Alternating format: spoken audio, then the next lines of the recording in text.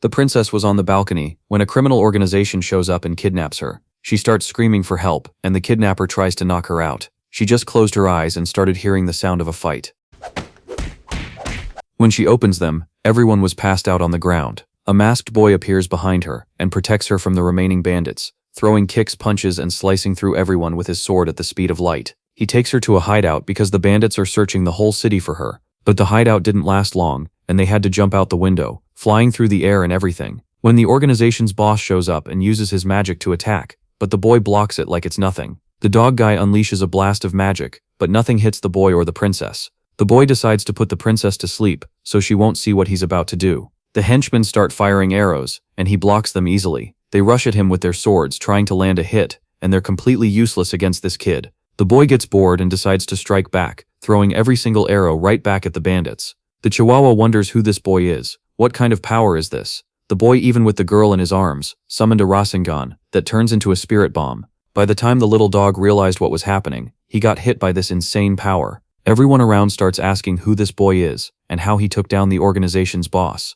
To understand that, we need to go back a little in time. In a village far away, a massive dragon appears. When the dragon looks to the side, it sees 3 boys playing rock, paper, scissors. These boys were no ordinary tribe. They're from the Crow tribe. The winner among them would get the honor of fighting the dragon. The dragon tries to intimidate him and gets easily defeated with just one punch. The boy even threw in a little victory dance. Some orcs show up behind his brothers. One of them gets excited, draws his sword and turns the orcs into mincemeat in a matter of seconds. After that little bit of fun, our protagonist, the youngest of this crazy family, asks his dad for permission to go to the capital. His dad asks why on earth he'd want that, since he's already the best martial artist and the best mage in the village at the same time. The MC says hunting monsters just isn't fun anymore. 10 seconds later, a lunatic shows up and attacks his own father. The father blocks every single strike, while lecturing her without losing his cool. Yep, confirmed family of lunatics. While the MC plans his escape, the village chief makes a decision that will change everything. In the council meeting, he announces that his youngest son will be the next leader.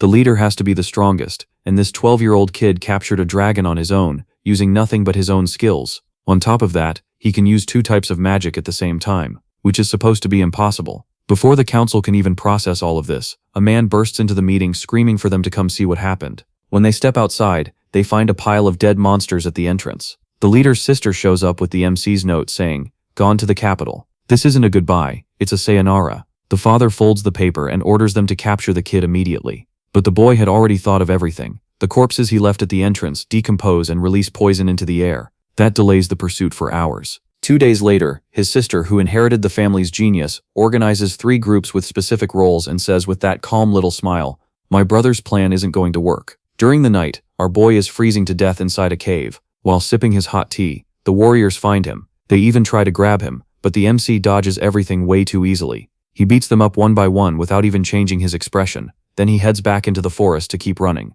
Back in the village, his sister is racking her brain, trying to figure out how 100 soldiers can't catch one kid. Deep in the mountains, our protagonist thought he had escaped, but these soldiers are like ticks and try to catch him off guard. His friends Nora and Hyungs try everything to catch him, but our protagonist is just out here farming aura while dodging everything. Then the samurai gets the idea to slice the ground, which makes our protagonist slip off the mountain. Everyone thought he fell into the water, but the protagonist was flying with his magic. Sona and Hyungs are shocked to find out he can use magic. The MC says his goodbyes in the air, thanks his whole family for taking care of him, promises to send letters and flies off toward the city. He finally reaches civilization, dirty, 2 days without sleep, and he made it. Suddenly, a guy runs past him grabbing a bag, and by the time he realizes the guy is a thief, it was already too late. The guy called him a fool because he robbed him too. In the blink of an eye, our protagonist was already right next to him. The thief can't understand how he got there so fast, and pulls out a knife. The MC gets behind him and dodges the attacks with ease. The thief is completely lost.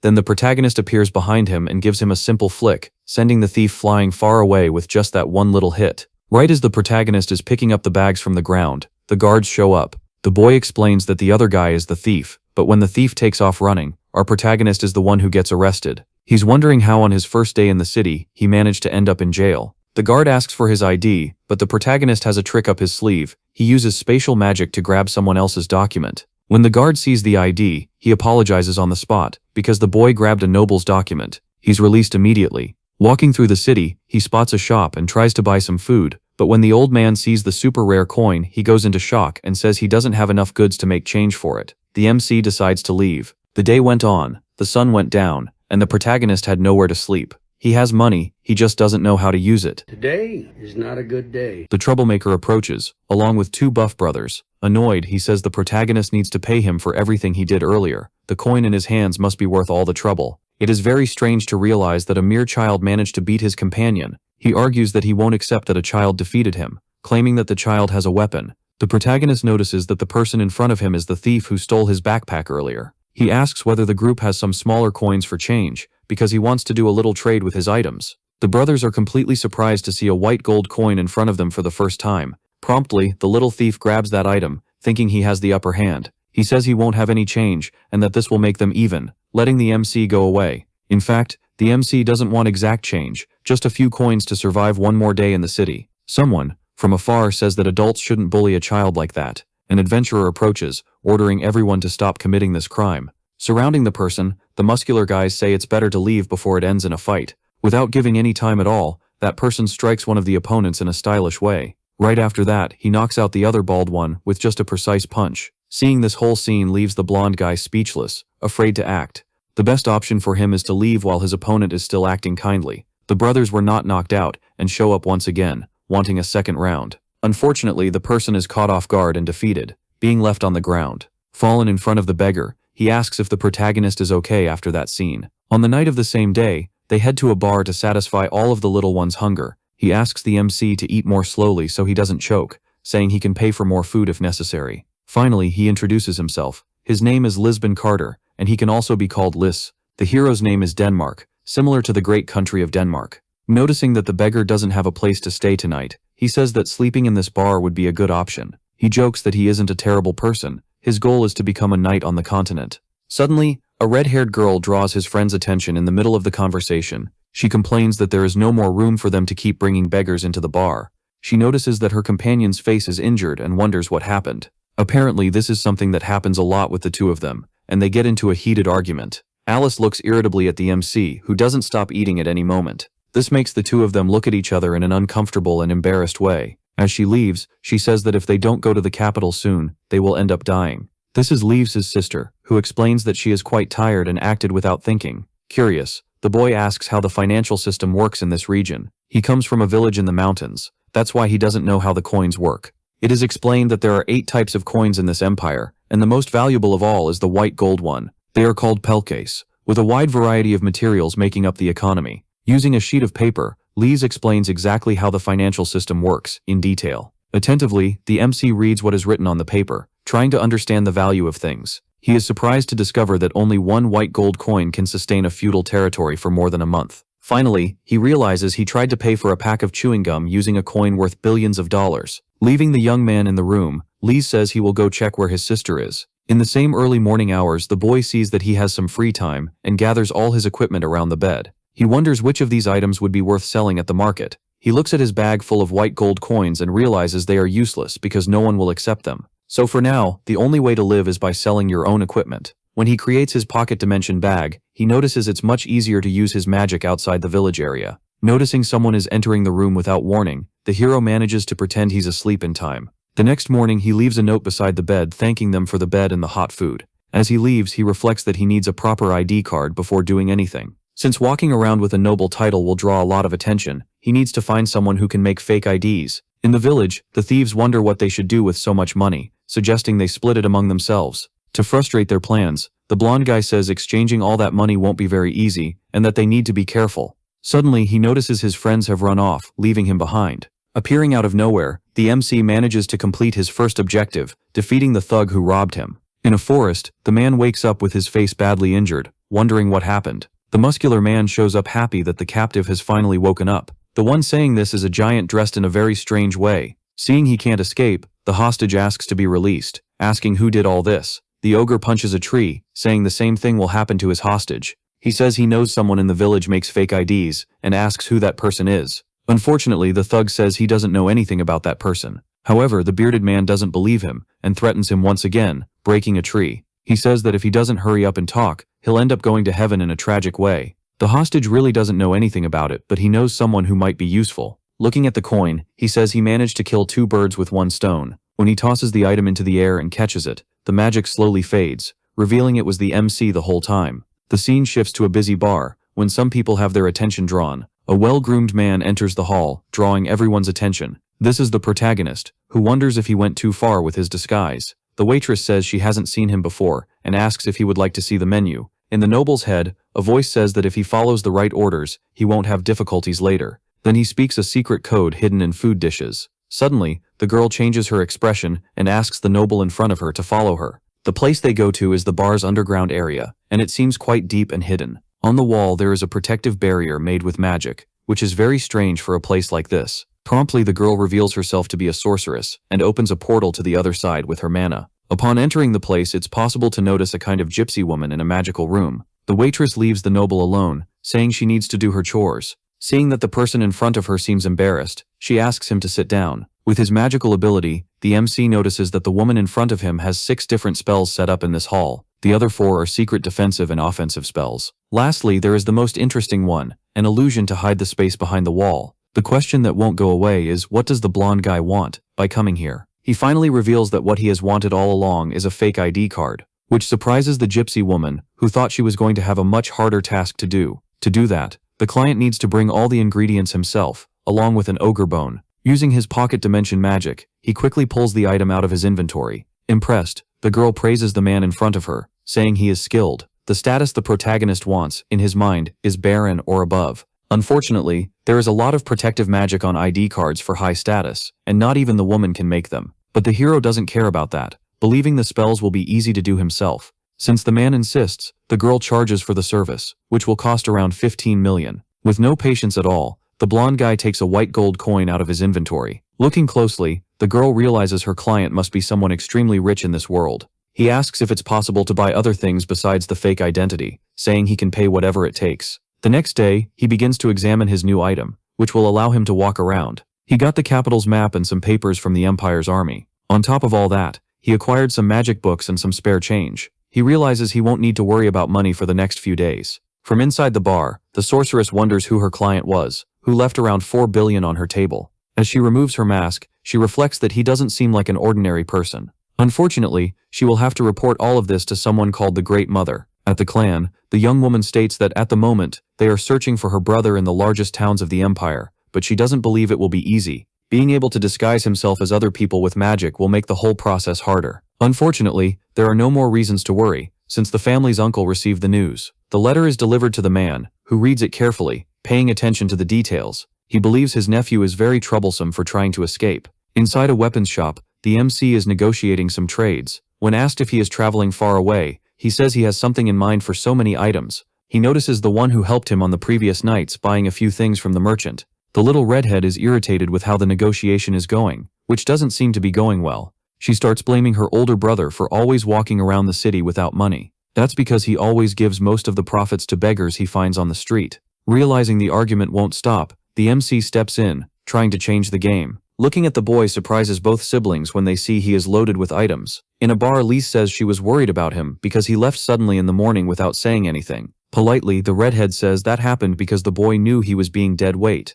This time, the one who will pay for the family's lunch is the protagonist, who offers to. He explains that he had some money from his clan, but he couldn't use it because he didn't understand how commerce worked. Curiously, they ask where the boy plans to go next. He answers honestly that he prefers to head toward the capital. Since they were already planning the same, the warrior asks whether they shouldn't join up on this journey. Hearing the proposal, the boy feels grateful, since the place they want to go is very far away. Ignoring the redhead's wishes, he says that having one more person on the team will make everything more fun. Unfortunately, they don't have enough money even to pay for the trains to the capital. That's why the MC's help with money would be very good. Looking at the redhead, he says he has enough money to take care of himself. When he says he can lend some to little Alice, she is left speechless. The scene shifts to the Imperial Palace, where the family's uncle named Blady Vaughn is the great emperor of the dragon tribe, praises the man for having worked hard and protected the empire from monsters. Being humble, he replies that it was only his duty, and it was nothing special. However, getting comfortable, he puts his feet on the table, irritating his majesty. The question he asks is why this visit is so sudden, when he was so busy.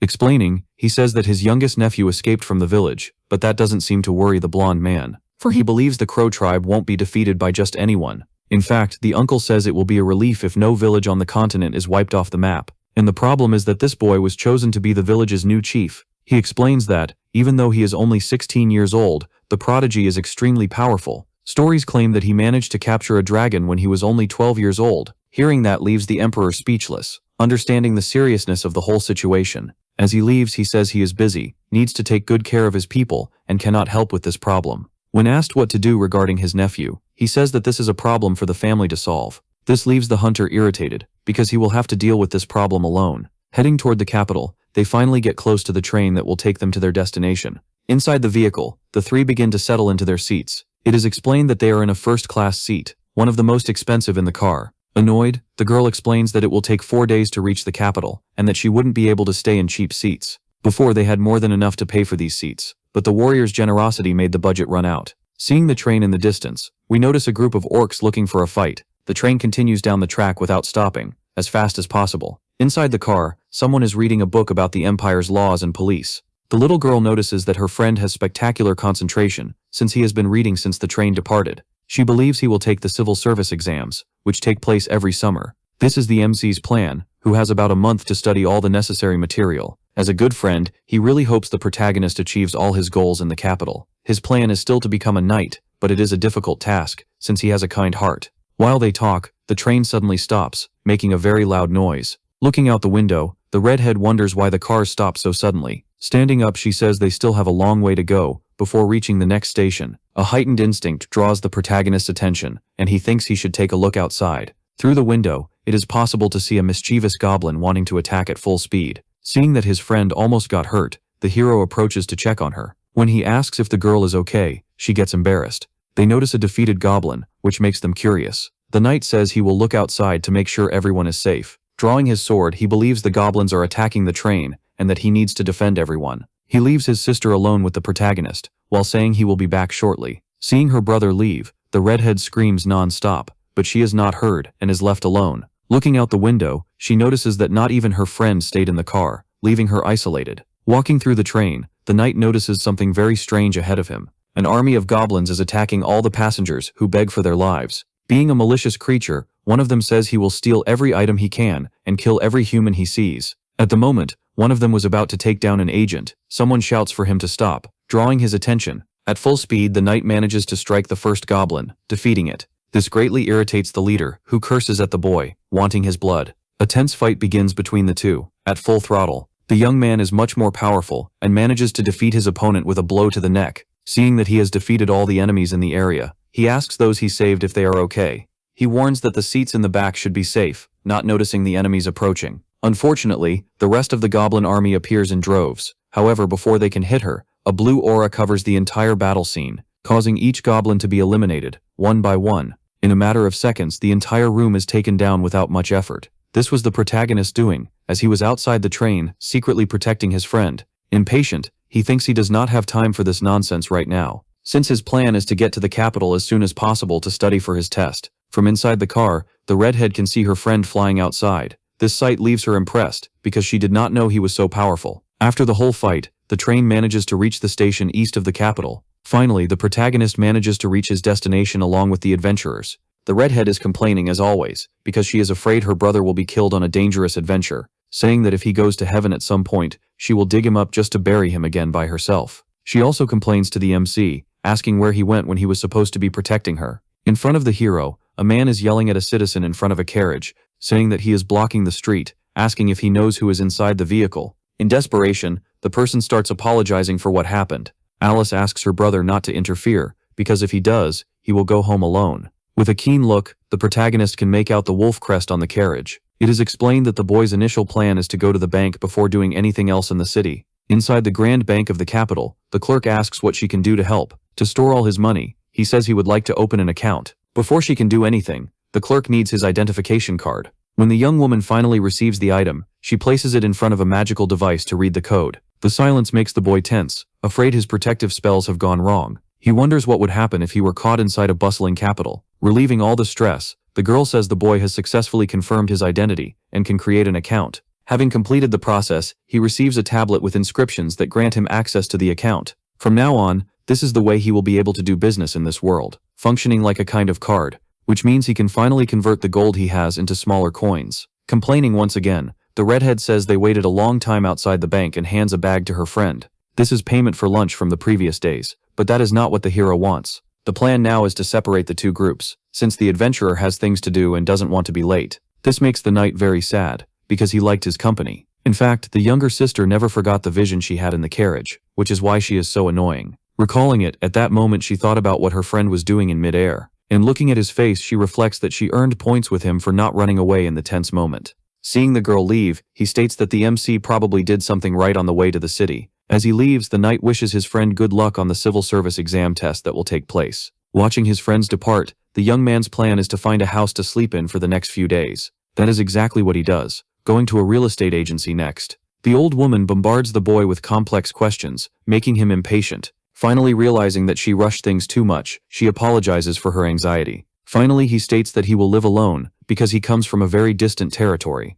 The boy's plan is to take the civil exam and get a job to live in the capital for a while. Taking this exam means the boy will stay in the city for at least a month. The old woman knows all the details, because her son is also going to take this test as soon as possible. She explains that as soon as he passes the test, he will need to go to a school to be trained. Reflecting, the hero thinks that becoming a civil servant is as difficult as in real life. Fortunately, the good news is that there is a house with the necessary conditions for a student. Most houses in the region require paying a year's rent in advance, and this is the only one that doesn't. Even though the rent is more expensive, this is the best offer the real estate agency can make for the adventurer at the moment. The owner of the mansion is named Arshila and says it is a pleasure to meet her client. Hearing that name, the mage is impressed, because he is sure he knows her from somewhere. Approaching, the young woman asks for the identification card, because her son doesn't like certain people. Seeing that his card is all right, the hero says the young woman's name is familiar from somewhere. It is explained that her son is the Empire's prime minister, which is why the surname is quite well known. This person is on the hero's list of nobles who have a fake identification. His name is Archonta Artemius, an extremely powerful noble in the Empire. Curious, he asks why a noble family is renting out the house, but there is no reason for it. The girl explains that she does it because she likes the company of other people. When someone rings the doorbell, the homeowner says they must be guests. All of this makes the mage think the deal is dangerous, because the prime minister must be close to his uncle. The family from earlier shows up wanting to live in the same house. Immediately, upon seeing his friend, the knight is amazed by the coincidence. The situation is quite comical when they realize the three of them are trying to rent the place. At the royal palace, someone needs to sign several documents. The prime minister hears that the civil exam is approaching. He also finds out information regarding the people who are going to live in his house. Reading the papers, he reflects that it has been a long time since he saw them. He states that he met the young people when they were still children. He is happy to learn that little Alice will enter the Magic Academy, and her brother the Knights. Seeing that there is a third adventurer, he is curious to know who this person is that he doesn't know. His assistant saw the information, and reported that the boy came to take a test, and his ID is that of a noble. In addition, it seems the MC already knew the two siblings previously. What remains is for the noble to decide what to do about this unknown third adventurer in his house. Resting in his new house, he reflects that somehow, he ended up agreeing to live in this mansion, wondering why he didn't buy a house right from the start, and now is stuck with this lease. However, staying here may allow him to go unnoticed. Although it is difficult to hide in front of the capital's minister, fortunately to help, his friend can confirm his identity to the others. Outside, the protagonist notices a crowd gathering. He analyzes that, around the mansion, there are many guards, more than normal. That same night, a bald man goes to a strange place. He begins to notice a strange aura in the air, becoming curious. Suddenly, the soldier is knocked out without even realizing who the attacker was. Fallen to the ground, he is astonished to notice the presence of someone flying in the air. The good news is that plant roots in this world have hypnotic effects. Approaching the target, he says he will only ask once, politely. To satisfy his curiosity, he asks why the guards are patrolling the house. The reason for all this is to watch the second-floor guest, 24 hours a day. That scares the MC, because maybe the minister knows who he is. But it doesn't make sense, because he still hasn't been arrested. Unfortunately, the bald man doesn't know why the boy has been under observation for more than a month. Maybe the owner of the house is only suspicious about who his guest is. That's why he's watching. The soldier slowly begins to wake up from the hypnosis, and when he opens his eyes, he doesn't understand what is happening. Fortunately, the hero managed to escape in time, using his flying powers. Back home, he starts looking at his desk, planning to use a mask to hide. The next morning, the knight asks whether his friend has seen the latest news. Worried, he starts reading to inform his comrade. Someone called Lupino stole a valuable item from the Marquise's mansion. At last, the hero realizes that that wolf crest was the insignia of the one who was robbed. To make matters worse, the thief sent a notice of his next crime, which will happen the following day. Impatient, The redhead asks the two of them to stop freaking out and eat as soon as possible. At this rate, the Order of Knights and the Royal Treasury are going to be buried. The explanation for this is that normally stolen jewels are sold on the black market, and it is the Royal Treasury's responsibility to monitor how money moves, so everyone will end up burying their belongings to find out what illegal transaction is going on. Besides, it's not just any jewel, but one of the most valuable in the capital. A month passed, and the boy studied, ready to take the exam. Finally, he approaches the assistant, wanting to begin the test. Unfortunately, he apologizes, stating that the work is very difficult today. Before starting, he hands over a form and asks the candidate to fill it out. From the side, the sorcerer can hear the conversations people are having about the illegal transactions. People are completely losing it, saying they are suffering because of a mere thief. Night falls, and we can see several knights gathered. Someone is on the rooftops, saying he had to do this to draw attention away from the real problems. And he apologizes to society, revealing that the thief is the protagonist. He pulls a Lupino mask from his pocket dimension. Jumping from the roof, he wonders who the next person is that he should pay a little visit to in the middle of the night. The soldiers continue to watch the boy inside his room at all times, to make sure he isn't one of the suspects. However, what is inside the place is a hologram made with magic. That same night, the soldiers are gathered, wanting to find out who the current thief is. All of them are guarding the most expensive jewel on the continent, called the Crystal of the Skies. Two soldiers talk, asking whether Lupino will really come, since they have to follow orders. Even if he approaches, they believe the thief won't be able to do anything because of the number of warriors on site. The count in charge of this task asks everyone to be quiet and focus. His concern is whether his men will be able to protect his jewels this time. Annoyed, he says that whining is not a synonym for competence in the vocabulary. Since the crystal is expensive, if these people fail to guard it, they will never get a job again. Suddenly, a soldier appears, frightened, talking about trouble. He warns that Lupino has appeared inside Count Margaret's mansion. He states that that same night, a large amount of silver and jewels disappeared from the safe, and in their place, a letter was left. This greatly irritates the nobleman, who doesn't believe his friend's mansion was robbed.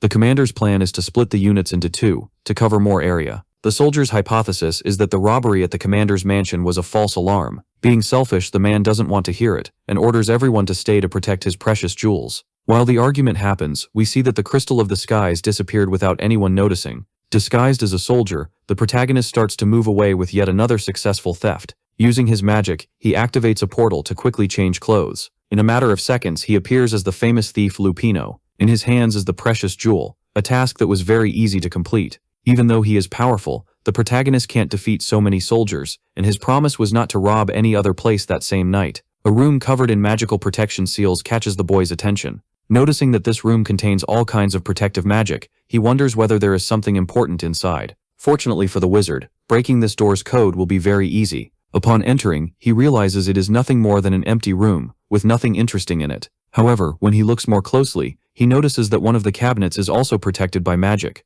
After breaking the spell and opening the drawer, he notices something interesting. Inside, there is a simple notebook, without a title. The next day, the knight once again asks whether the protagonist has read the news. She warns that Lupin has stolen two jewels that are extremely valuable to the continent. In fact, Countess Margaret's diametrist necklace has existed for more than 1,000 years. Apparently that necklace was meant to be a gift for the princess in the future. Hearing this, the boy chokes on what he was drinking, startled by the news. This is very bad news because his thefts are getting bigger than planned, drawing more attention than intended. Inside the imperial palace, a maid is calling for Her Highness. Suddenly, from inside a wooden box, someone begins to emerge silently. A girl in a pink dress starts walking through the room, after having hidden for quite some time. This is the third imperial princess, named Aurelia. At last, the maid finds Her Highness, who had gone missing. Unfortunately, she doesn't want company, and asks to stop being followed, as she runs. Moving away from people, she reaches the balcony, trying to think of a way to escape. With each passing second, the maid gets closer and closer, making the blonde girl nervous.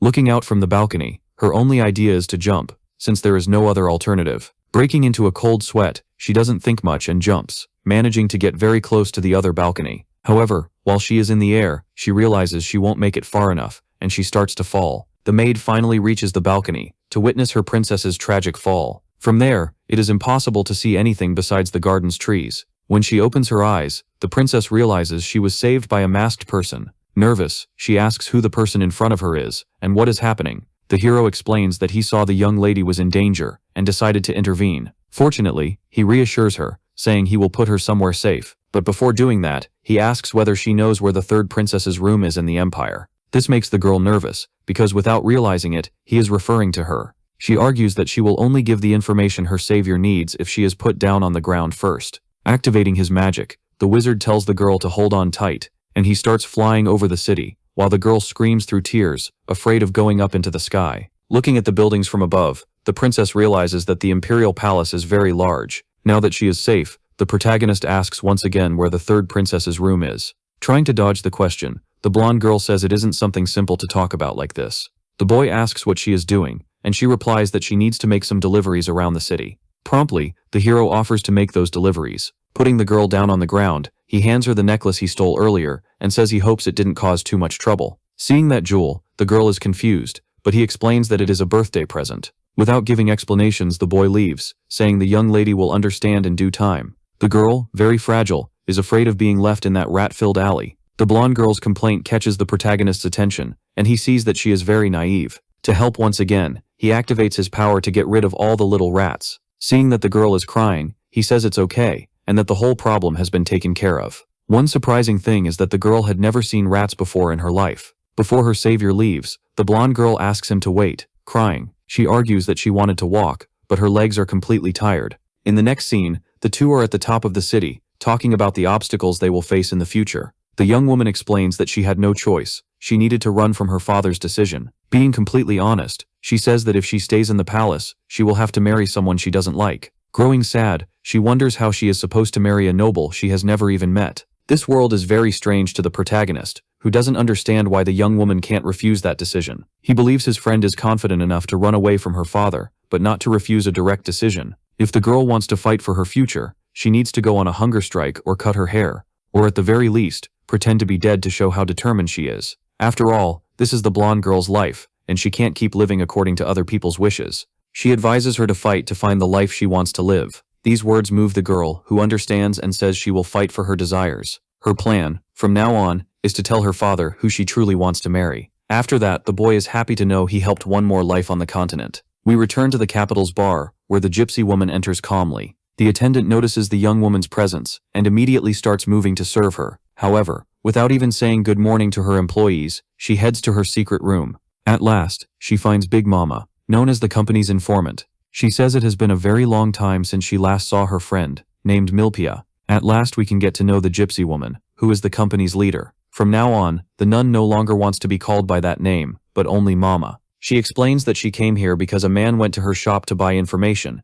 and she has the list of what was requested. She realizes the nobleman wanted information about the Empire's military, something very suspicious. The sorceress couldn't follow her client the whole way, and ended up losing him. News that someone escaped from the Crow tribe has spread across the continent, and the nun already knows. Her hypothesis is that the slick-haired guy from earlier is the same person from the tribe. After thinking for a while, her friend begins to agree with this idea, believing it makes sense. Since it's someone from the Crow tribe, they wonder how many lives will be lost this time. Back at the palace, the girl is happy, holding her necklace, knowing what she's going to do. Once she is set back down on the ground, the girl apologizes for making her friend waste time. She says she would like to offer her room in return, but the boy doesn't believe that's a good idea. The two silently look at each other, while the girl grips the necklace tightly. Before leaving, the MC says he's rooting for the princess's future. The moment the boy leaves, the maid finds the blonde girl after a long search. Seeing that the boy is about to jump, the young woman wants to know at least the name of her savior. As he leaves, mysteriously, he reveals that his name is Lupino. Wishing her good night, the girl turns red as an apple. To get away, the hero uses his flying ability and departs into the distance. Leaving the blonde girl alone, looking at the horizon, in love, the minister asks how the investigation is going, but the people still haven't found any clues. He asks what the knights did in the meantime, and the man notices a strange notebook. Opening it, wondering what this is doing here, he begins to read page by page. He notices it's a book with all the bribes nobles have made in recent years. The protagonist himself is walking toward the palace to take his long-awaited test. Looking at the man, he thinks this is the least he can do, since he caused a lot of trouble in recent days. Things will get much more complicated for him over time, but this will boost his career from this investigation onward. Running away, he hopes the Prime Minister likes the gift left in his hands. In an extremely freezing region, a girl walks slowly, with an umbrella in hand. The young woman is completely white, like snow. Suddenly, a boy named Alfonso runs up, shouting the girl's name, which is Yuria. As he approaches the young woman, the boy trips and falls face first into the snow. When asked why he came running, he says he told his friend to wait. Annoyed by his impatience, she heals her comrade while insulting him. She tells him to stop smiling over stupid things, so he won't look like a foolish person all the time. Alfonso's goal is to become a warrior, just like the protagonist's uncle, who fights monsters throughout the territory. However, that will only be possible if they can cross this frozen area. Suddenly, ice monsters begin to appear around the two of them, frightening them a lot. In the distance, the girl sees all of this, unable to help her brother, who is cornered. From behind her, two more ice golems appear, wanting to defeat her in a fight. The young woman doesn't have much she can do, other than cast her magic, which causes a huge explosion on the mountain. The ice people watch the wreckage from afar, curious to understand what is happening. Watching all of this, a bearded man stays silent, planning his next steps. All of them know what is happening, and a young man says it must have already begun. The old man doesn't know why the boys have been going through all this trouble ever since they started getting obsessed with Blady. The problem is that he knows the duo will get what they want, and that's not good news. He states that the children aren't ordinary people, since they are his grandchildren. After they have defeated all the enemies, the scene of the boy running after the girl repeats itself. Trying to make her brother give it his all, the girl asks how he plans to reach the capital, being so slow. The boy can't fly like his sister, so he needs to run as fast as he can. Even destroyed, the goblins still haven't been defeated, because they can get back up. The tribe these children belong to is called the Snow Monkey Clan. This is the capital of the Warriors School, and it is completely decorated with a carnival theme. People walk around, carefree and relaxed about life. It is explained that there are many people on the street on this date, because the entrance exam is one of the 4 festivals that the night school celebrates. Because the tests are public, people gather around to watch the exams. The little redhead isn't here, because she left to prepare early for something. Surprised, they notice Knights from the Black Buffalo Squadron, making this the best day of his life. This is the Knight's exam, but there is another reason for the MC to be here, besides his friend's test. The next day, the redhead will also take a test to enter the capital's magic academy. However, the 2 tests will take place at the same time, and it is the MC's duty to cheer each of them on. The hero didn't know the girl was a mage, and also isn't close enough to celebrate. But in the end, he agreed, because he liked the knight and their friendship. Taking a day off wasn't a bad idea, since he was very stressed with studying for the civil service exam. An argument starts, with people asking why someone is walking around with umbrellas. The closer the hero gets, the more tense the fight becomes. The warrior is very irritated with the person with the umbrella, who apologizes, explaining that he didn't hear. That isn't enough, and the soldier threatens to break his opponent's arm. However, the knight has a heart of gold, and steps in to stop the unfair fight. He notices that the aggressor's arm doesn't seem to be broken, and that it was only scratched. This only serves to irritate the man even more, and he asks whether the young man also wants to get beaten up. A mustached man shows up asking what's going on, knowing that the redhead is called Gamli. As he leaves, he threatens the enemy, stating that this fight isn't over yet, and that he'll beat them up next time. When the boy wonders what's wrong with the guy, the person with the umbrella thanks him. The boy from earlier is the one using the umbrella, and thanks him for being saved. From afar, the hero watches everything closely, trying to understand what's going on. Inside a palace, all the competitors are gathered to finally take the test. One of the last to be called is little Alice, who is eager to pass. Unfortunately, the invitee, Yoria, doesn't show up for the test for some reason. Suddenly, in the last seconds, the girl appears, shouting that she made it in time. Tired, she introduces her name and says she came to take the magic exam. Seeing this makes the redhead curious about the competitor's appearance. Before the exam begins, the 2 friends start watching the gladiator arena. The boy explains that he is also curious to know how the exams work, which is strange, because in a few hours, he himself will take an exam like that. The announcer says the knight's test will begin, and asks everyone to be quiet, so as not to interfere. Looking at the arena, the boy notices that the competitor is the child he saved earlier. The rival is the redhead from earlier, which is a horrible coincidence. Afraid, he apologizes, begging not to be defeated in this fight. Answering the question, he says he doesn't know the competitor, lying that he looks like a friend who died. For the fight to begin, Alfonso has to put the umbrella on the ground and use his sword. The announcer explains that this time the opponent will be a knight from a mid-ranked school. Win or lose, this match doesn't matter, since the points will be based on skill. The match finally begins, and the 2 approach tensely. Pulling the blade from his back, the redhead says that, regardless of it being an exam, his opponent will live his last day today. This makes the young man start crying in fear. The audience grows tense at this scene, especially the 2 friends who can't help at this moment. However, the scene we see is completely different, with the boy gaining the upper hand in this fight. He himself doesn't seem to understand what he did, becoming confused by the hole in the ground. Being an experienced mage, the MC starts analyzing what could have caused this, with great curiosity. The magical exam happens at the same time as the arenas. Each round, the teacher will call 10 students to take the test at the same time. Having just arrived, the white-haired girl asks for permission to speak, because she didn't understand the young woman's explanation. Before answering, the redhead wonders whether her competitor prepared herself and explains what was just said. The first exam is flight, and the second is an accuracy test. When the girl says she understands the rules, Alice finds everything very strange, but says nothing. Back to the fight, the protagonist wonders what this brat did when he opened up the ground. Looking at his face, he wonders how it was possible to do that so fast. Seeing that his opponent is on the ground, slightly injured, Alfonso asks if he's okay. Not wanting to be defeated, the soldier gets up, calling for a fight, making the brat, without even asking why he's like that, stumble and fall to the ground. This scene leaves the redhead confused, because his opponent hit his head and is bleeding. Afraid, he asks what he should do and whether perhaps he should seek professional help, explaining that he can't stay under sunlight for very long. Seeing all this leaves the audience bored during the break in the fight. The hero manages to analyze that the boy was born with great potential, but still doesn't know how to use it. This could be resolved if he learned a proper sword technique. A voice says that the test for mid-rank warriors will begin in 10 minutes. This is Lisbon's call, and he leaves, asking the MC to take care of his little sister. Back to the magic test. The sorcerers are managing to float well. However, one of them starts running out of mana and faceplants onto the ground. Irritated, the teacher comments that this year's students are more incompetent than usual. The next group can already start preparing for the first test. Drawing the girl's attention, the hero makes his presence known to cheer her up. Upon learning that Den was sent by her older brother, Alice gets irritated by this information. Giving the young woman some tips, the adventurer tells her to relax and feel the flow of magical energy in her body. He explains that he read this in a book some time ago and hopes it helps. When his friend wishes her good luck, the redhead doesn't understand because they were never that close for that. The assistant asks the girl to get ready to finally take her test. While the hero acts as a hype man for the crowd, Group 4 will begin the trials. First of all is being able to fly using magic. Right after that, those who pass need to use a fire spell on the targets. The girl is starting to focus and use the tips she just heard to the fullest.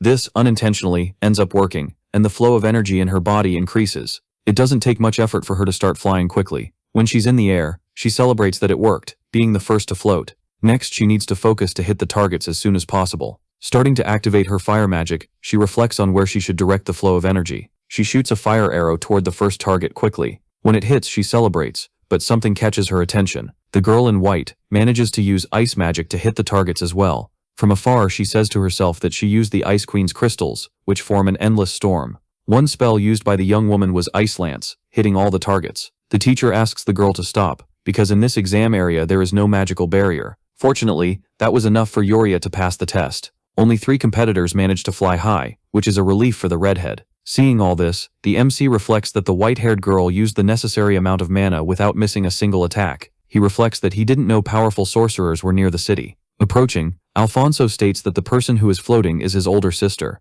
Back in the arena, we see that Lisbon is lying on the ground, defeated. The person who defeated the knight is a bearded giant. He is a warrior from the Black Buffalo Squad, who asks what his competitor's name is. As he leaves, he says that Lisbon needs to go home, because he isn't skilled enough to pass the test. However, suddenly Lisbon gets up, startling the bald man. Wanting to pass at any cost, he says he still hasn't been defeated, and that he can still fight. While the bearded man is being attacked, he reflects that this is the proper attitude of knights who never give up, even in hardship. Even though he is very fast, the boy can't land a single hit on his opponent. He praises the young man who has good motivations, but whose movements are far too slow. After taking a powerful punch to the face, the knight once again falls to the ground. With no time to react, the bald man doesn't wait, and launches into another attack. However, in the last seconds, the boy manages to dodge in time, surprising his opponent. He manages to use his sword to deflect the blow and counterattack. He hurls the giant far away, giving himself an advantage in the fight. The strategy the knight used was to attack instead of defend,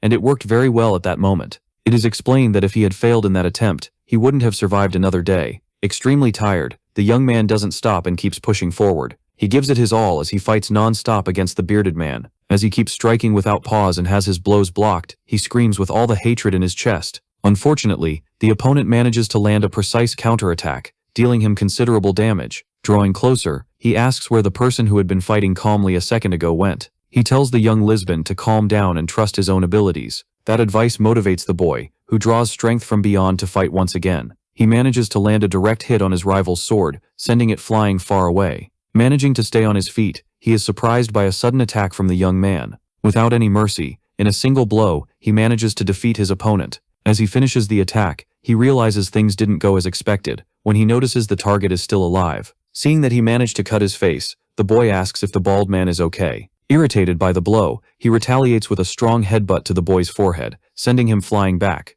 Placing the blade against his opponent's face, he states that the exam isn't over yet. Out of energy, Lisbon finally gives up, saying that he accepts defeat. Noticing a strange expression on the bald man's face, he asks whether the boy really believed he could defeat a knight that easily. As he leaves, he says not to worry, because talented people like the boy are always welcome. That makes him happy when, suddenly, his sister arrives, worried. Upon hearing that the redhead managed to pass the exam, he celebrates, congratulating her on her success. He also says that he wasn't hurt too badly in this fight, and that he's happy because he passed as well. From afar, the two white-haired siblings watch everything, commenting that the adventurer group has good people. After all the exams have ended and night has fallen, the three go back to their homes again, which is surprising, because the two siblings will also be staying at the place for a while. Being cordial, the older one says it's a pleasure to officially meet everyone. Introducing their names, they say they will be staying at the mansion for a while. This leaves everyone unsettled, because they weren't expecting their presence. Everyone starts remembering the siblings' deeds, which were great. But in the end, they agree that they're happy to see them too.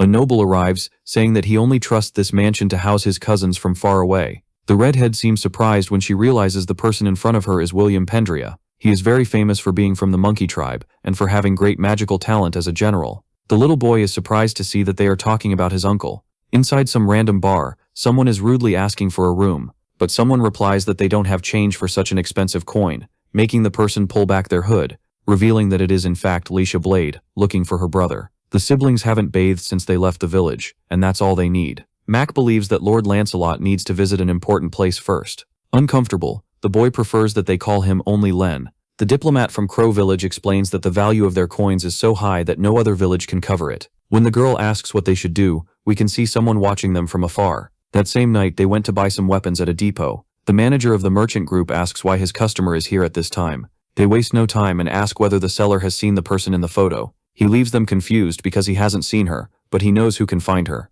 These people are actually here to get change for their valuable coins. This makes the man sad, because at the moment he can't convert those coins into smaller ones. The greedy man has a better proposal to make to everyone. He shows them his armory, explaining that they can find any kind of equipment they want in that place. Upon hearing that they can exchange the coins for weapons, the girl says she'll take a staff, but that scares the boy, who doesn't want them to do that, because he has something better in mind. Outside, he asks his siblings why they want to buy items they don't need. The young woman explains that it is to get some change to help her on her journey. But in truth, the vendor can make change and only wanted to make more money than he should. That makes the warrior want to defeat him, but that would be a terrible decision for the village. The best way is to report it to someone back home, since no one is trustworthy in this place. Someone bumps into the girl, drawing the attention of the three. He managed to steal a bag full of white gold coins once again. This is the blonde guy's lucky moment, and now he is rich for life. But without realizing it, he ends up cornered by the warriors of the Crow tribe. He draws his blade, threatening everyone if they come closer. Suddenly the warrior appears behind him,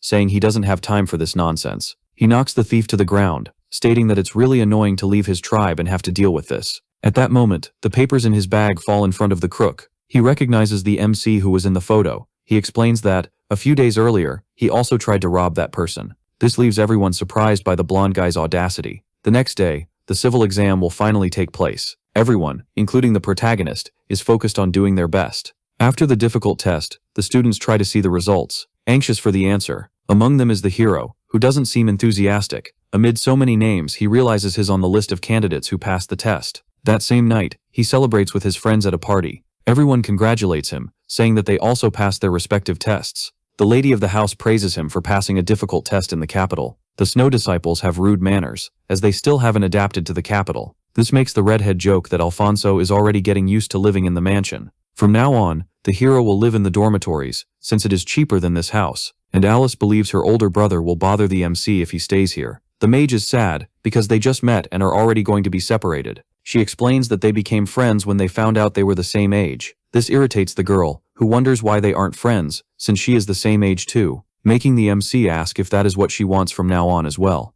Once again, the siblings continue to argue while the hero is happy about the victory. He reflects that this place doesn't suit his personality, and that he needs privacy. Unfortunately, the secretary states that all the dormitories are full, irritating the hero. All the candidates should sleep in private rooms to enter the training. Not even the man knows why all the rooms are full, but he can't do anything. Shattering all the boy's dreams, he asks him to leave his contact information and wait in case a spot opens up. Arriving in the capital, a duo with animal-like appearances shows up. The cow asks the tiger if he thinks everything was in vain, and he replies that everything in his life has been without purpose. But he retorts that this won't be a problem when he has everything in his hands. This makes his friend believe that wanting everything in the world is far too greedy. She warns that the lion should not cross that forbidden line. He explains that he only wished for the empire to fall because he is stronger than anything in the entire world. Laughing, the lion says he doesn't want to be the cow's enemy, but he threatens her if she tries to ruin his plans. She is frightened, left speechless as she watches her colleague flying away, reflecting that she won't try to interfere because her faith will not allow it.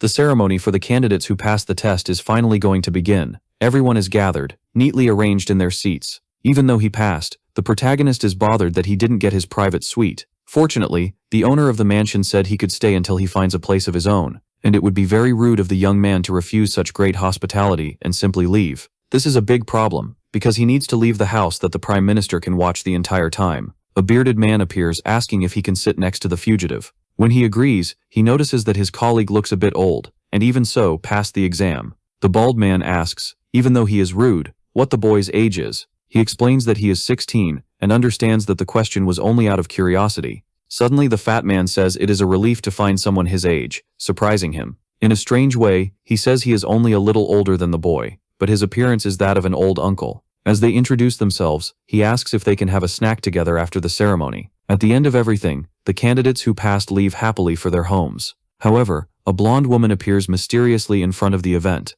An amulet is spreading energy as the blonde runs closer. The teachers see her arrive in a great hurry and exhausted. Her name is Arian Vaughn, and she is allowed to pass. Inside a castle, she says her clothes don't match her style and are uncomfortable, asking her maids whether she really needs to dress like that for her birthday. They explain that the girl needs to look beautiful because she is the host of the event. Suddenly, someone who identifies himself as General William asks to come in. When they suddenly let a man into her room, the maids are startled. He apologizes and congratulates the girl for passing the Magic Academy. But all of this is thanks to the general, who helped the girl through the entire process of her engagement. William says he only did what the girl asked, and that the credit for passing the exam is hers alone. He explains that he is there because Her Majesty is worried about her daughter going to the academy under a new identity. The students wouldn't feel comfortable knowing they have a princess among them, which would keep her from enjoying school life. However, there is one single major condition for that, surprising the blonde. Back in the present, someone calls the young woman's attention. The mage states that she will be the girl's bodyguard for today.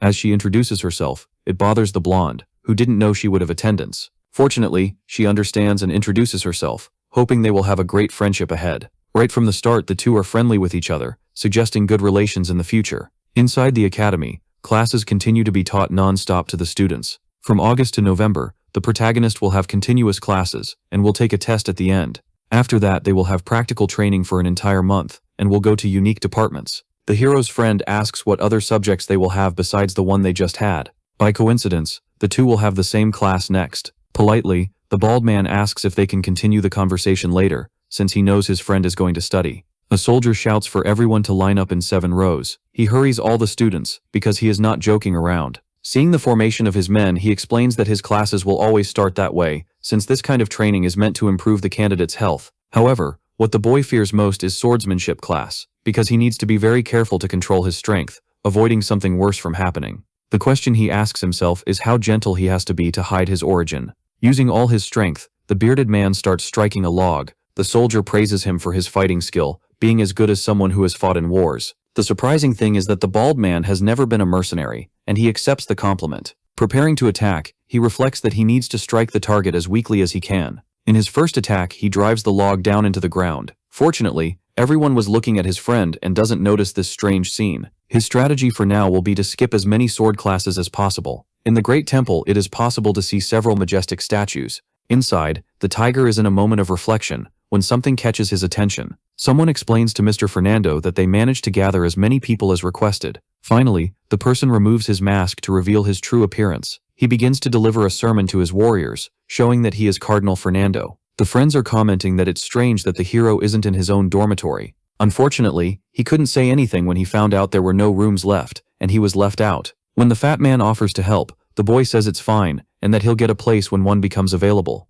Suddenly, something catches the MC's attention, and he notices 2 men in the back. They look like thugs and are clearly trying to break into a house, but he prefers to ignore it, thinking it won't amount to anything. However, the man keeps insisting that the young man sleep in his room so they can always be together. In the early hours of that same day, the thieves continue climbing houses. This time, the target is a mansion, which they will enter through the windows. One of the two uses his magic staff to open the glass silently. The staff manages to remove the entire pane, shifting it out of place. Finally, Opening a way in for the two, they enter the mansion. So as not to waste time, they start running toward their objective as soon as possible. Suddenly, one of the boys notices something ahead, explaining that there are security spells in the corridor, and that it will take time to undo them. The plan is to break them as quickly as they can, using what they know. Some time passes, and they manage to reach a door, opening it slowly. Finally, they enter the target room, gazing at a wonderful statue.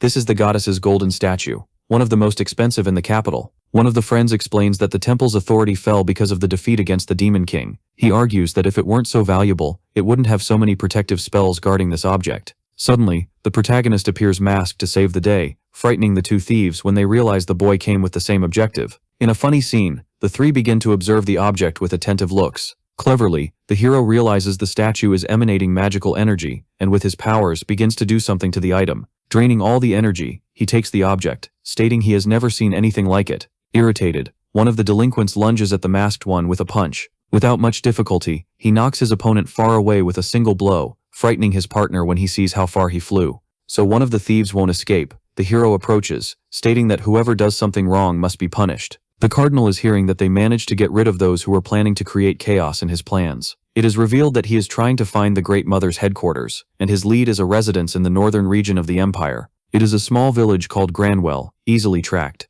This is good news for the man, who believes he will get rid of the royal family's rats in a single blow. While he was talking with his men, an explosion happens behind his back. From the spot, various debris falls to the ground, making a lot of noise. After the dust clears, the boy reveals himself, complaining that this wouldn't have happened if the thief hadn't resisted. He is startled when he notices all the cultists standing in front of him. Uncomfortable, he lies that he wasn't planning to steal the golden statue. This irritates the lion, who realizes that the great and famous golden statue of the goddess is being stolen. Angrily, he orders everyone to capture the masked one. Fortunately, he is very fast and skilled, managing to dodge the blows easily. His enemies also know how to cast magic and use the fireball skill, which is deflected in time. Realizing that the masked ones will never stop to listen to him, he flees by entering a black portal. Leaving everyone confused, they search for his location, asking how he disappeared so fast. While Fernando orders them to find him, the boy appears outside the portal. On the roof of a house, he feels sad, because he was trying to do a good deed for the city, and was misunderstood.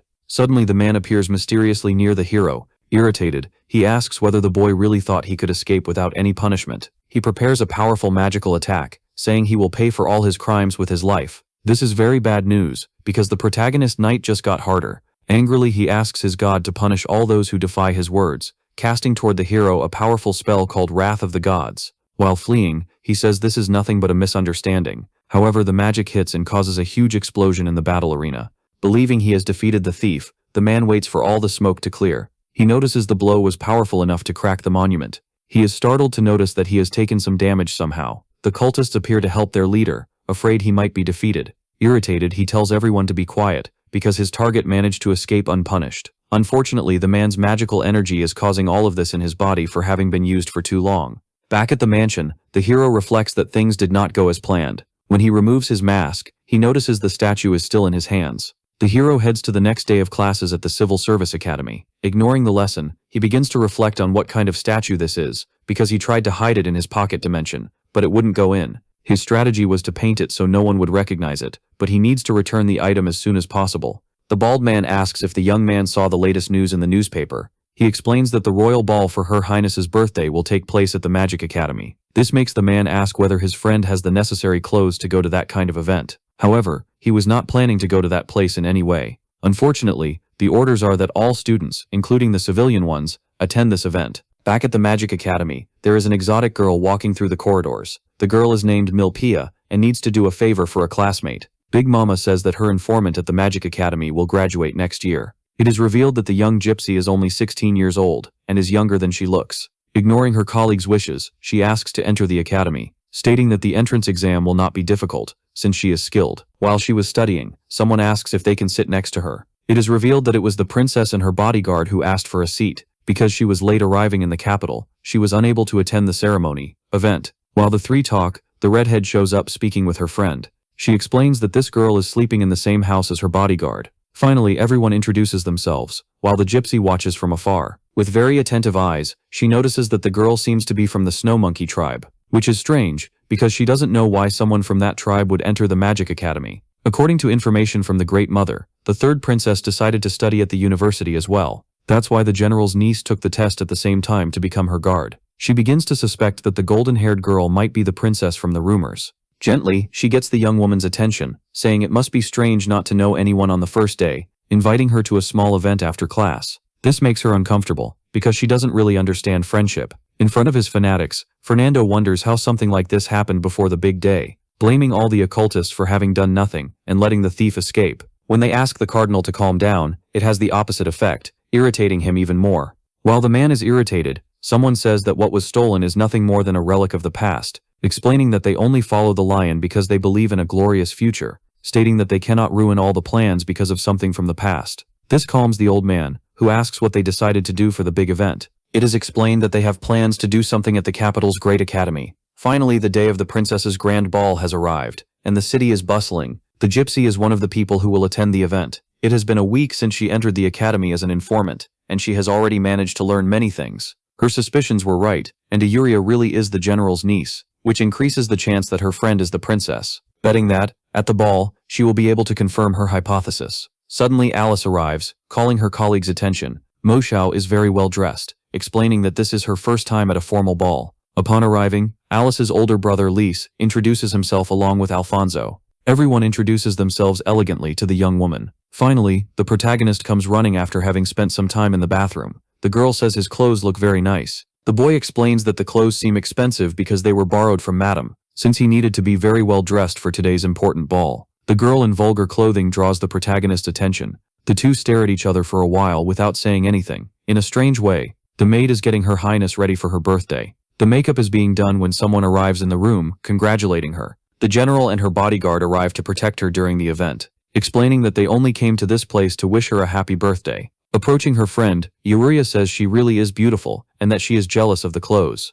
which makes her embarrassed, because she doesn't like being praised so as not to inflate her ego. As he leaves, the general asks his niece to take care of Her Highness, happy about the two girls' friendship. The blonde asks if her colleague also wants to be made up by her skilled maids. Some time passes, and the event's main venue is filling up with people. On the second floor, the adventurer team is observing everything, commenting that it is already full of people, and the event hasn't even started yet. The little one says he doesn't care about anything except eating the delicious food that's been made. The group's new colleague makes the MC thoughtful for a while. Studying her face, he feels he has seen her somewhere, but doesn't know where. Suddenly, the bald man arrives, drawing everyone's attention. Everyone introduces themselves once again, explaining that they live in the same house. The bearded man says it is a joy to meet more colleagues his age, repeating the joke that he is the same age as the hero and doesn't need to speak formally. Surprising everyone, Yuri appears with a very beautiful face. Noticing his colleague's beauty, the young man compliments the girl, who becomes embarrassed. At that same moment, the blonde approaches, realizing she still hasn't been introduced to the group.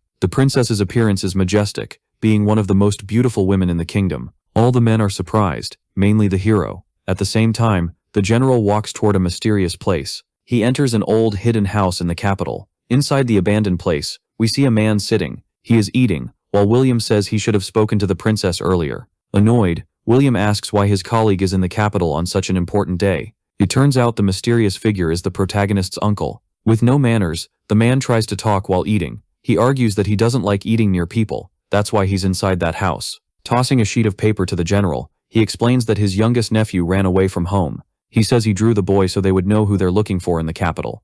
William leaves the man alone to figure out the case and says he will go see the princess. However, the drawing looks like it was done with his feet, because you can't tell who it is. Back with the group, the hero is completely stunned when he sees the girls. He realizes it's the girl he saved earlier. He notices that her uniform has traces of magical energy, and maybe that magic is confusing his mind or making him wonder why the girl's clothes are enchanted. The warrior notices his friend has been lost in thought for a long time and calls his attention. He panics, because if he speaks, the girl will recognize his voice. Looking into her eyes, he wonders if the girl will turn him into the authorities. However, the girl herself introduces herself, saying she has heard a lot about the hero because of her friends. With a smile on her face, she hopes the two of them get along very well and form a great friendship. Back at the Great Temple, the occultists are gathered for the big day. The lion asks if everyone is ready to fulfill their duties. He asks the fox what advantage they will gain by carrying out this evil objective. The fox explains that, with this they will secure a path to eliminate the emperor and rule the entire empire. The girl's birthday will be the great opportunity for these men to make their plans succeed. Rallying everyone, she says it's time to depart and bring divine justice upon the world. Inside the ballroom, the friends are talking. except for the hero, who stays quiet to make as little noise as possible. He quietly slips away into a corridor by himself. He reflects that running into the girl in a place like this was terrible timing. Fortunately, he knows she won't recognize him because he wore a mask in the past. As he walks, he reflects that it wasn't a good idea to get close and that he must avoid her as much as he can. He opens a black portal to retrieve his mask once again. He knows his mask has magic that distorts people's ability to recognize him. This reduces the chance of someone finding him in the middle of this event. Suddenly someone appears behind the MC, trying to attack him fiercely. After managing to dodge, he wonders what is going on. His uncle appears, eager to start a fight right then and there. As he advances, he tells him not to try to resist, so things won't get worse. Fortunately, with each strike, the boy manages to dodge, buying some time. Frightened, he asks if he did something wrong to be attacked like this. The man explains that he plans to defeat him because he seems very suspicious, and that there is nothing wrong with his own actions. When the man asks the boy's zodiac sign, he doesn't understand anything. Losing patience, the man says he doesn't ask things twice and draws his sword to fight. The sun lights up the whole city as the two masked ones put the plan into action. The cow tells her colleague that something strange is happening, and when asked what exactly, she says she still doesn't know what it could be, but she says large amounts of blood will pour out of the purple woman's schools. Hearing this, the purple woman praises her friend's instincts. In addition, she says she likes it when things go wrong, and the streets and people are filled with desperate screams. But she reassures the cow, saying she doesn't need to worry, because they are only there to watch. The fight on the rooftop continues non-stop, as the uncle charges toward the masked one. Annoyed, he says he should have turned himself in while he still had the chance, which frightens the MC, who asks him to calm down. Unfortunately, his request is not heard, but he manages to dodge the blow in time. Realizing the man is truly trying to wipe him off the face of the earth, he begins to reflect on what the Libra and Pisces question asked earlier means. Upon understanding, he asks if the question involves some specific individuals. Buying himself a brief opening, he tells the man he has the wrong person, believing he is talking about a group that created the name of the 12 constellations. However, the man does not believe that excuse at all. He claims he's just a cheap thief and that, judging by his clothes, he doesn't go around stopping petty crimes. He draws his attention by praising him as a high-level knight. He says the warrior is there to ensure security and can't waste time on just anyone, and that he should be looking for someone who looks like a real villain. While he's saying all that, a huge explosion happens in the city. This is the perfect chance for the masked one to find a distraction for his uncle. Seeing that the hunter will be busy, he starts to leave. When he sees the boy starting to leave, the man asks where he's going. Back at the ball, the adventurers keep having fun, unaware of the explosions. The princess is in her room waiting for the big moment of her birthday. The maid suggests that the young lady talk to the guests, since they came especially to see her. She explains that there is a distortion spell on the young lady's dress, so no one will recognize her from school. She says it's been a long time since she wore an outfit like that, and she's getting uncomfortable. As she leaves, she says she needs to take a break and will be back quickly. While she is on the balcony, she remembers the day she was rescued by the protagonist in the middle of the night. Her memories make her smile lovingly at the masked one. Some masked figures are watching the young lady from the top of the castle. Meanwhile, the protagonist is running from his uncle as fast as he can. Unfortunately, the man is very fast and manages to get close. He reflects that if he makes a wrong move, he'll be cut in half, and he needs to think of a new strategy. To get his attention, he asks why no one at the ball noticed the big explosion. It is explained that there must be protective spells, and because of that no one was able to hear it. This time,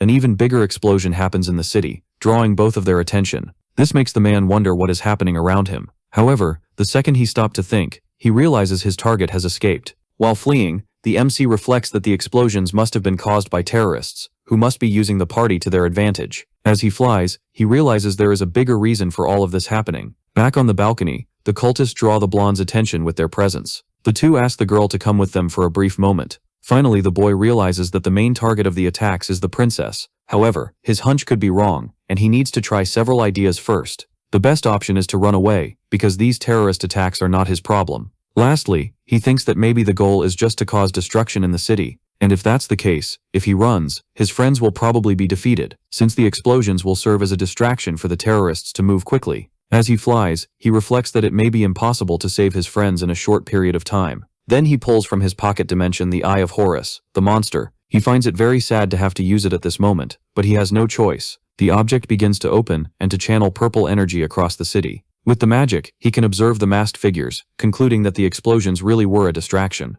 Looking deeper, he can also see that the princess is being taken away, which is very worrying, because the girl is very scared. The young lady asks what they are doing, saying they will be in serious trouble if they continue with this behavior. Afraid, she offers money for the men to stop this. Irritated, one of the masked men says it would all be easier if they could knock her out. But unfortunately, they can't do anything, because the spells don't work on the girl. Approaching, the boy threatens the young lady, saying she can't say another word or there will be consequences. Frightened, she screams, asking who these people are who dare to threaten her. That is enough to irritate the young man, who launches a powerful attack. At that moment the girl screams, closing her eyes so she won't feel the blow, but she notices something strange. When she opens her eyes, she sees that all of her kidnappers are defeated on the ground, and someone, to her surprise, says it's been a long time since he last saw the blonde. Finally, Mr. Lupino appears, saving the day once again. There are still masked men left, who rush into the fight. To ensure her safety, the hero asks the young lady to hide, because he will protect her. The remaining enemies charge at the MC, wanting to retrieve the princess. With one strike, he manages to throw one of the masked men far away, using a distinctive kick. Appearing behind the target, he asks what kind of terrorists these are. The remaining kidnapper draws his sword and advances, attacking his opponent. Skilled, the hero focuses and manages to dodge the blow, jumping over it. Then, he activates his rocket punch ability on the target. The enemies keep appearing in hordes, wanting to defeat the boy. Those who arrive are starting to wear the protagonist out, and he is already irritated. Dodging another attack, he realizes the fight will end faster if he uses his magic. Then he delivers a powerful elbow strike to the masked man, defeating him instantly. Stylishly, he manages to catch the sword in midair to defend himself even better. With a smile, he says he can't let his enemies make that much noise, which frightens everyone, as they are defeated with a single blow. In the distance, the blonde is watching the whole fight, impressed. The plan is to flee as soon as possible, so the rest of the enemies don't show up. To wrap things up, the hero asks if the young lady would like to go on a date after everything is over. This leaves the girl completely speechless, at the unexpected request. Seeing all his henchmen fallen on the ground, the lion approaches, curious. A survivor draws his boss's attention, claiming this was the work of a thief. Hearing that, the old man believes God is giving him a golden opportunity. He shouts that he must deliver God's punishment as soon as possible. The explosions left the city in complete ruins. Amid the rubble, the protagonist's uncle is alive. Looking at the peak of an explosion, he is happy, thinking no one died. When something catches his attention, the hunter manages to dodge an arrow in time. He activates his ability, which releases a purple blast into the ground. Then a masked swordsman appears. A great fight begins between the two. Suddenly, the man takes advantage of an opening and attacks his opponent. He defeats him with a single blow, slamming him into the wall. This scares a man, who wonders what is happening. Meanwhile, more terrorists show up looking for more fighting. It seems these men are waiting for the hunter. Quickly, he fires a volley of arrows toward the army in front of him. He is surprised by a boulder that comes flying in, nearly crushing him. Because he is very strong, he manages to shatter the object with a punch. He energizes the stones and hurls them toward the enemies. Suddenly, golden chains bind his arms, as several enemy soldiers approach with bloodlust in their eyes. It seems this is the warrior's final moment. But, with a lot of strategy, he manages to burst the chains and counterattack. The fight doesn't stop, which irritates the uncle, who is tired. With a blast of ice, a mysterious person appears. He is revealed to be William Pendria, the great general, who wonders why Blade is in the middle of this war. Suddenly, the hunter realizes no one is protecting the area around the academy. Meanwhile, many explosions occur, indicating there are many spikes near the academy. This was the perfect opportunity for the terrorists to move in, surrounding the heroes. Captain Obvious believes this is a trap. The city is completely overrun by the occultists. Fortunately, the protagonist is hiding with the girl. Even without knowing what is happening, he believes these men are after Her Highness. At that very moment, an explosion happens, and the men notice the lovers, which is strange, because Lupino used a concealment spell, but he notices that the Dala bracelet is protecting him from all spells. Unfortunately, that's how the two were found. To manage to escape, the MC magically breaks the bracelet. Realizing the magic has been removed, more masked men approach. Once again, the boy asks permission to pull his tricks. He grabs the woman by the arms and flies away, making it impossible for their trackers to catch him. But they didn't expect the leader of these occultists to also be a powerful mage. The lion won't let things be ruined this time, and heads into the fight. Activating his magic, he says he will deliver the god's punishment to the thieves. At full speed, he fires a bolt that frightens the two with its speed. A huge explosion in the sky indicates the two were defeated forever. But suddenly, the man is caught off guard, because the boy is very powerful, and created a magical shield. Surprised, he asks how he managed to escape the final judgment. Irritated, the protagonist says he will use all his knowledge to defeat the terrorist. Completely unhinged, he orders everyone to be quiet as he unleashes bursts of fire. To save himself, Lupino activates the aerial shield at the last second. The girl is impressed by the explosions in the sky, in love with her hero. So the girl won't get in his way. He puts her to sleep with magic. It will be difficult to maintain the sleep spell because of the bracelet's great magical energy. At that very moment, archers shoot arrows toward the MC. Tired, he jokes that it doesn't work against him, since he can defend himself easily. However, a swordsman approaches the boy. Fortunately, his strike is blocked at the last second by the magical shield. Once again, none of the blows will work against the mage, who is very skilled. The leader's two right-hand men join forces to defeat the player. Dodging, he manages to energize two shields, holding back the blow. Irritated, Amo tries to launch a surprise attack from behind, but he is surprised when the hero flies upside down. The boy manages to do all that and dodge the blows while holding his girlfriend in his arms. Once again, he keeps dodging non-stop while charging up a powerful energy strike, exploding directly into the white-haired masked man. Seeing his colleague being defeated by Scar, he is surprised, which makes the MC joke that his enemy's concern right now is staying alive, and it doesn't take long for him to be defeated by a precise strike, knocking him down as well. The volley of arrows doesn't stop coming toward the little one. Even tired, he holds back the arrows while charging up another strike against his rivals. Throwing the arrows back, he says that small fish should stay in the sea, hitting his enemies fatally in the heart. Irritated, the lion demands that the protagonist stop this insolence, activating a divine magic, thinking it is the god's punishment, which leaves the boy confused because he doesn't understand the old man's talk. Tired, he begins charging up an atomic energy ball, and he believes the terrorist is the one who should be punished in this case. Being surprised to see that his opponent dodged the ball. To finish the battle, the hero unleashes a burst of fire at the enemy, believing it will be hard for him to dodge. Unfortunately, he is very powerful and activates his fairy wind magic, saving himself. Even so, the impacts are so fast that they still cause him considerable damage. To retaliate, he attacks with his divine sword. Defending himself, Lupino believes the blow was good for an old man, and he finally prepares to throw the neutron ball. The energy is so great that it lights up the entire sky, surprising the terrorists in the distance. The future has only one trajectory, according to the 7 spears, and it will result in only one answer. At that, the hero mentions a weapon that alludes to a spear known in Celtic mythology. That is the name of his strike, which causes a burst in the skies. Being very fast, it makes it impossible for the lion to dodge. The explosion on the enemy is so strong that it causes meteors in the starry sky. From afar, the two generals watch the victory. Pendria realizes that the magical energy levels have exceeded the limit. The city is in ruins, while the one responsible for all this is lying fallen. Waking up with a start, he notices his soldiers fallen around him. His right-hand man has blood coming out of his mouth. Mario's final moments in life are spent asking his leader to achieve his goals. Seeing that he has lost more than a soldier, a great friend, he begins to cry. After that he coughs because his organs are damaged by the blow. Appearing, the hero knows he cannot let him heal, completely out of patience, listening to the occultist nonsense. Unfortunately, at that moment, the blonde wakes up as the spell ends. In that same instant, she opens her eyes and notices that everything is fine. To save her, the two friends approach Her Highness, asking if the girl is okay, and checking that she has no injuries. After saving the day, the city continues its routine as normal. Walking among the crowds, the gypsy is heading to some secret place,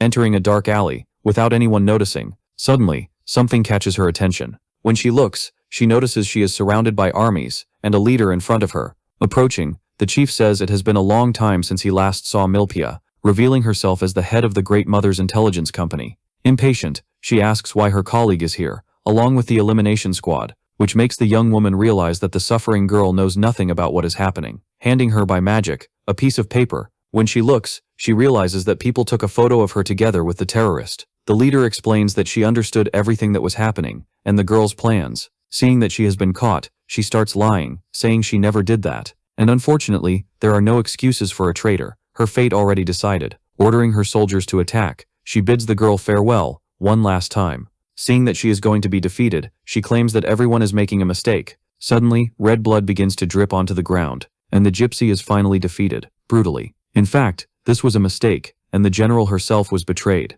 Her final moments are spent wondering what is happening, without understanding anything, revealing in fact, that the paper was fake and contained her face. The Great Mother approaches, asking whether they really thought they would deceive her with weak magic, revealing that the true traitor is the head of the company. With a smile on her face, she bids the young woman farewell one last time, as she watches her scream. Frightened, the gypsy watches all this brutality, not knowing what to do, and the news is that now, the position of headquarters leader has become vacant. Approaching, yes, elegantly, her maid, she orders that from now on she will manage her barracks within the capital. This frightens the girl, because she doesn't know whether she is ready for it. Without wanting to hear about choices, she leaves while calling her to dinner another day. Frightened, she asks why her friend didn't tell her this was going to happen. But in a sadistic way, Mom reveals that she likes surprises. That same night, the story shifts to the royal palace of the empire. After the whole attack, the princess can finally sleep on her birthday. Sitting near the hall, the prince watches his future wife resting. He is then called to a meeting where very important people from the capital are present. Among them are the powerful generals Blady and William Pendria. The emperor says that Xantes, the great prince, arrived late for his first meeting. Casually, the blonde apologizes, saying it won't happen next time. Impatient, the general asks for the meeting to finally begin, stating that the results of the capital's plan, which uses the princess as bait to capture terrorists, worked. For it to work, the only person who leaked the information was the lion, but he discovers, looking at the map, that at the scene of the fight were the cow and the scorpion, which makes the soldiers ask why the two showed up, since the claims were false. But they confirmed that they were not involved in the plan, and only watched from afar. The head of the Adventurers Guild complains that this means only the lion was caught in the trap.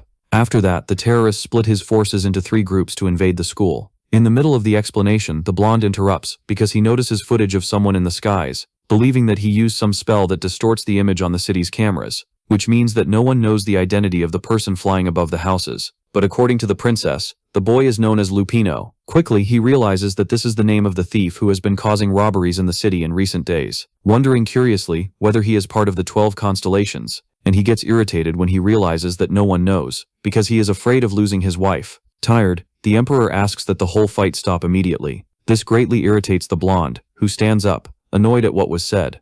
Disagreeing, he reveals that the emperor is his father, and also the father of the great princess Aurelia. The boy who likes the 6th number runs away, surprising all the generals in the room. With no argument, the emperor asks them to let his son leave, because he is not wrong in his accusations. Unfortunately, the boy needs to understand the situation and continue with the capital's plan. After all, they say that personal emotions should not control an emperor's mind. In his room, the spoiled boy begins to cry, alone. That same night, it is possible to see some occultists trying to heal their leader. After using a lot of healing magic, the man begins to wake up little by little. It is revealed that, unfortunately, Scar was not defeated in the last battle. Beginning to regain consciousness, Fernando asks whether, at his side, is his henchman. Finally realizing where he is, while he listens to his soldiers talking. Worried, he asks whether Mario died in the last fight, recalling the defeat. Fortunately, the man says that Vibrio survived, although he is a bit injured, stating that he separated an adorable pair and sinned against the former Scar. Being in the infirmary, the emo takes the necklace off his neck. The story is now on the Empire's farms, to the south. The town is peaceful, and has a great monument called St. Percival. Inside it, the Pope prays in concentration, in a spiritual manner. However, in the middle of it, he notices someone entering and welcomes them. Realizing that St. Hillis appears very elegant in the middle of the night, approaching, she thanks the priest for agreeing to talk so late at night, but the old man believes he could not refuse the girl, since she has just returned from a long journey. The night continues as the two go out to have some tea. Unfortunately, nothing in the world is easy, and the trip the girl took was not easy at all. But she believes that something very interesting has already happened in the middle of this journey, which makes the Pope very curious to find out what happened. Suddenly, something happens, and draws both of their attention. With a noise, the suffering one realizes that the girl is crying magical tears. As she reflects, it seems that something happened to her sister, and when speaking of sister, the blonde reveals that he is talking about the emo paladin Vibrio, which is very strange, because she has a wonderful necklace, which took a year to be made. Standing up, the girl apologizes, because she needs to leave for the capital, to save her family. Worried about his colleague, he says he will order some guards to accompany her on the journey. Being tough, she says it's fine, and that she met important people on her recent journey. Inside the church, people begin to wonder whether they should enter a room, revealing that they are the 3 siblings hunting the protagonist, without resting for a single moment. The story takes place in a desert, 1 month before the ball in the city. The adventurers wonder what time they will manage to reach the village. The youngest apologizes, as he believes he should have been more careful on the way. Removing her hood, the leader says it is all right, and that none of this would have happened if someone else had not been too excited. The jab is in fact aimed at her brother, who is the team's vice-captain. Fortunately, the boy says he has no excuses for what he did, and will take full responsibility for his actions. The only thing the 3 want is to find a village to rest after the trip. It has now been 10 days since they started tracking the prodigy, and they have finally gotten information about his location. In fact, 2 days earlier, they hired a guide to take them to the great capital of the empire by train. Unfortunately, the tribe's currency is worth a lot, making trade outside it quite difficult.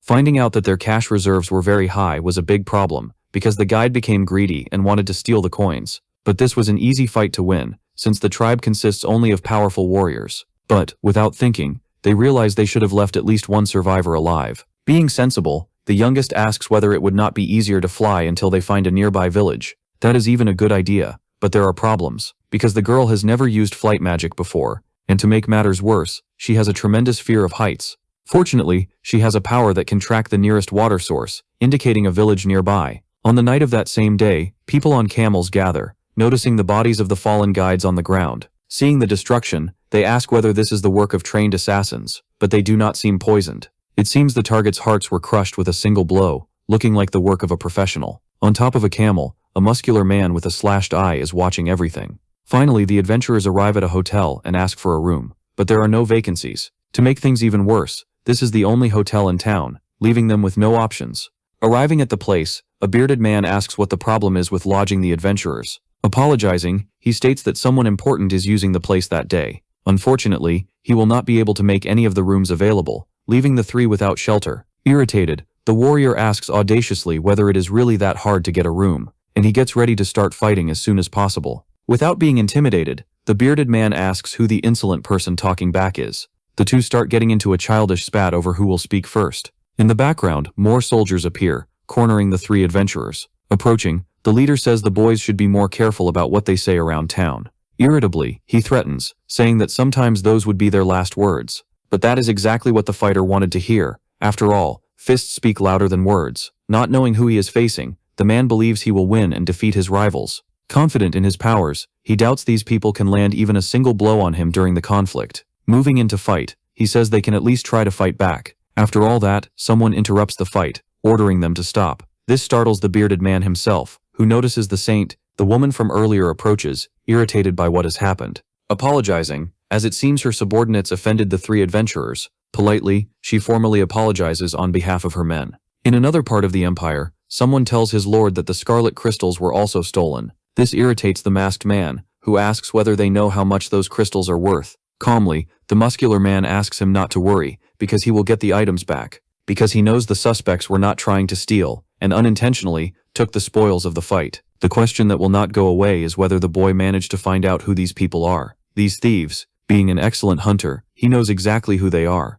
revealing that his targets are siblings who have red eyes and seem mysterious. Finally, the young woman introduces herself in a friendly way to try to start a conversation. Realizing that, because of her, the three cannot rent a room at the hotel, she apologizes, as she should have paid more attention to the details to avoid problems like this. Tired, the boy gets straight to the point and says he only needs a room and everything will be resolved. Irritated, the young woman says that the soldiers are followers of God and should spread his mercy wherever they go. To everyone's surprise, she asks them to kneel, using powerful magic to control bodies, which frightens the little one, who believes there is no need for things so violent. But the woman believes that those who have sinned need to be punished, stating that they will be able to sleep for free. Changing her demeanor, she asks everyone to choose the room they want and make themselves comfortable. This frightens the three brothers, who were not expecting something so crazy right in front of them. That same night, the muscular man is reading various papers to continue his investigation. He remembers that his targets showed some people white gold coins during their journey, meaning those people were trying to find a way to get into the organization.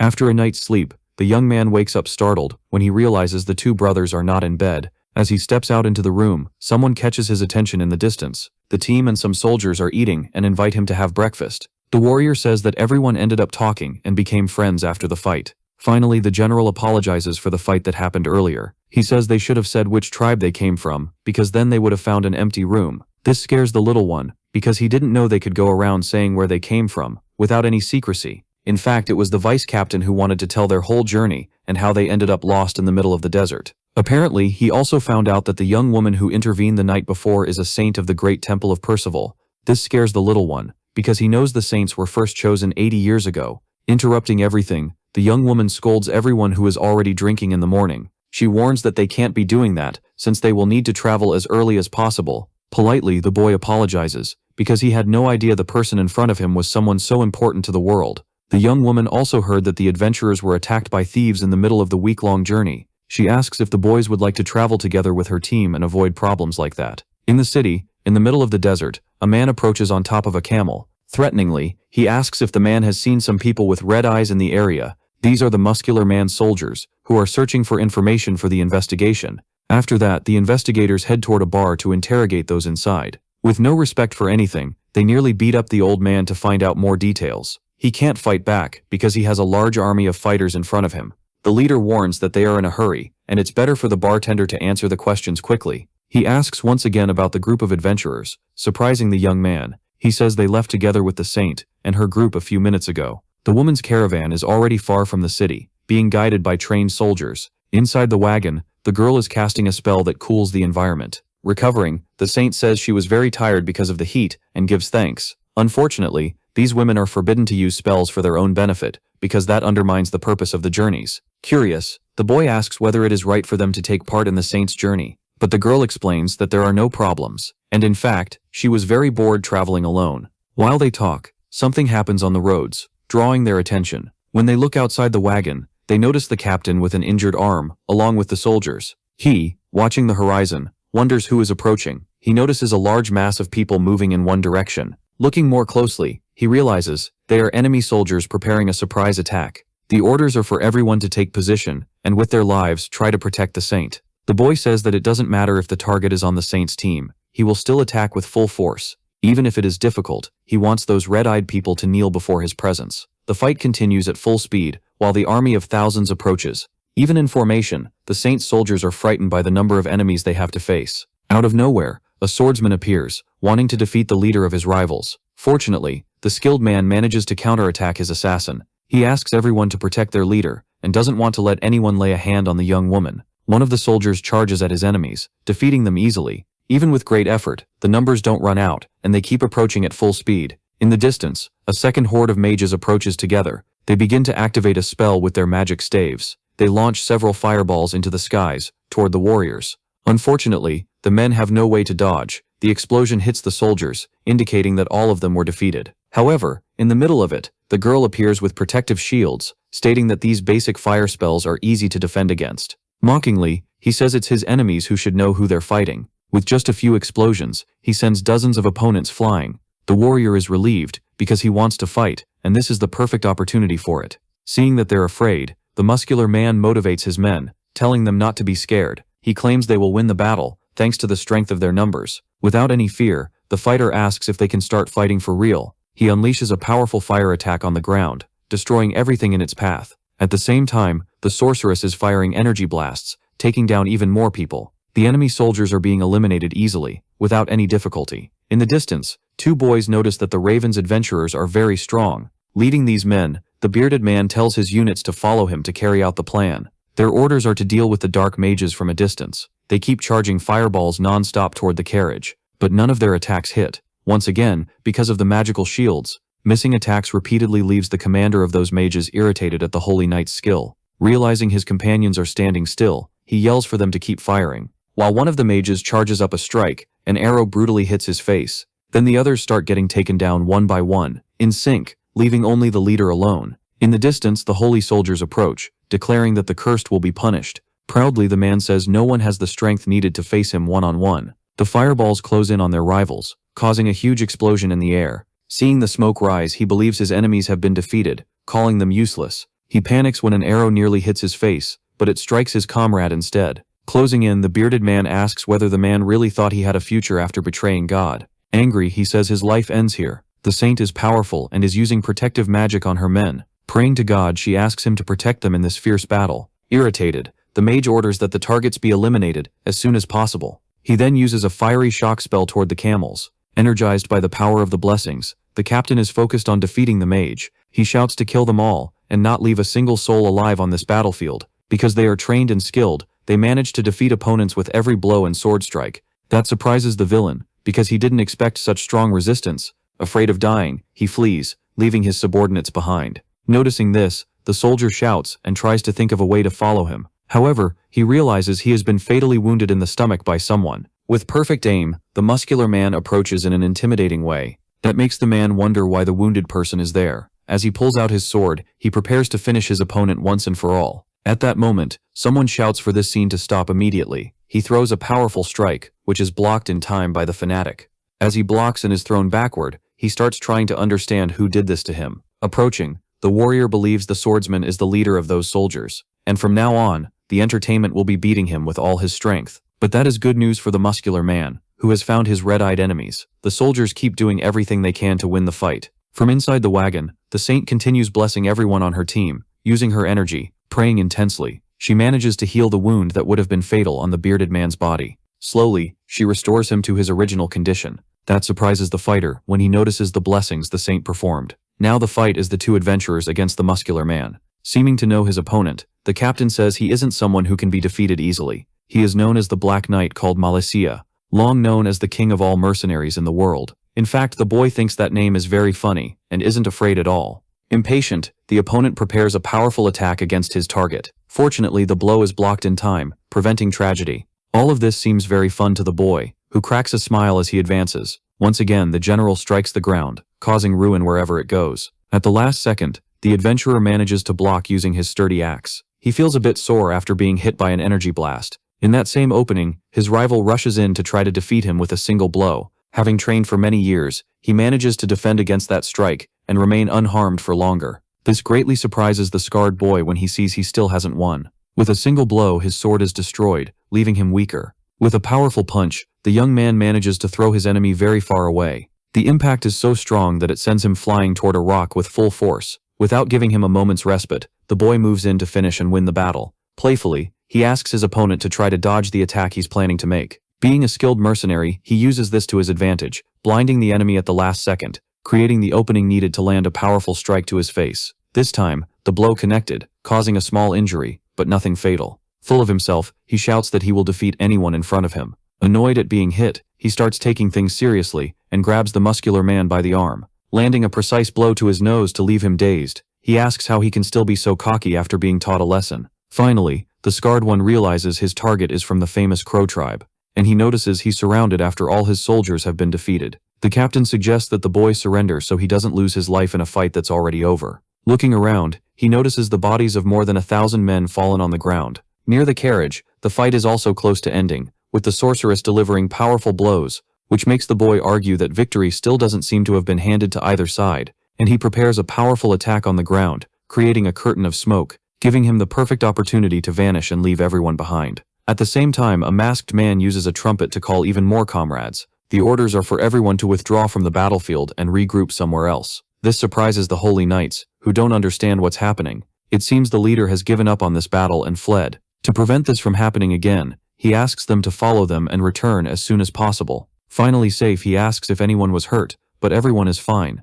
As she steps out of the carriage, the girl seems very tired from everything that happened, cursing at her warriors because she ordered them not to get hurt in this battle, stating that she almost died because it is very difficult to use God's blessings. Night is falling in the desert, while the thousands of soldiers march somewhere. In the background, the two scouts are following them silently. Realizing that all these men are heading to the sacred place of Zarahan, a magical tree lights up the entire sky over the city. In the village corridors, the leader is walking after fleeing in fear. He is approaching a large manor to announce the latest news. Upon entering the place, he notices the leader of the Black Mages who also fled, becoming frightened when he realizes the man didn't die in the middle of the fight and could expose him. With a single blow, he defeats the man who abandoned the battlefield as punishment. This frightens the other mages who wonder why this happened, but the boy warns that the bald man abandoned his comrades on the battlefield to save his own life. This leaves the bearded man speechless, wanting to know whether the scarlet crystal was found. Upon learning they still haven't found it, the hooded one yells, asking if they know how important this is to the plans.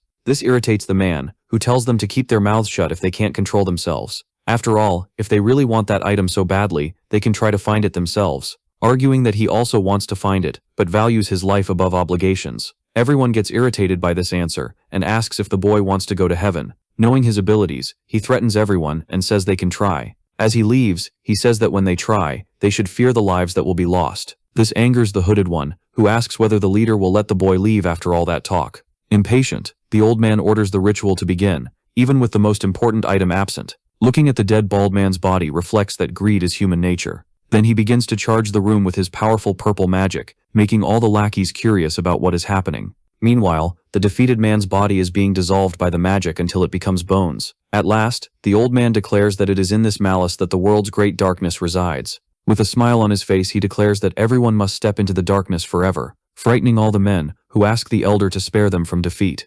Unfortunately, he does not listen to them and carries them to another plane. The city's soldiers, who are on watch, wonder if something happened, because they notice the noise as someone approaches from afar. They eliminate the two of them easily. Silently, the infiltrators begin to approach the city to investigate better what is happening. In the distance, the Saints group approaches, with the captain leading everything. That same dawn, they continue to watch the city, taking out more enemies in the process. The question on their minds is how these people found the city. However, their opponents realize there are far more enemies than they thought, and afraid, they wonder whether they should call in a reserve team. In the middle of the crowd, someone starts shouting that the enemy has appeared. As they fight, seeing everything from afar, the bearded man is startled because he doesn't understand what's happening. From a distance, he notices that the one commanding the attacks is the paladin Mario. The two opposing teams keep clashing, each wanting to come out victorious. In the middle of the fight, someone shouts the warrior's name and gets his attention. As he approaches, Albastos piques his friend's curiosity, who doesn't understand why he is there, but they can't talk, because another mage shows up looking for a fight. At the last second, the captain manages to block the staff strike,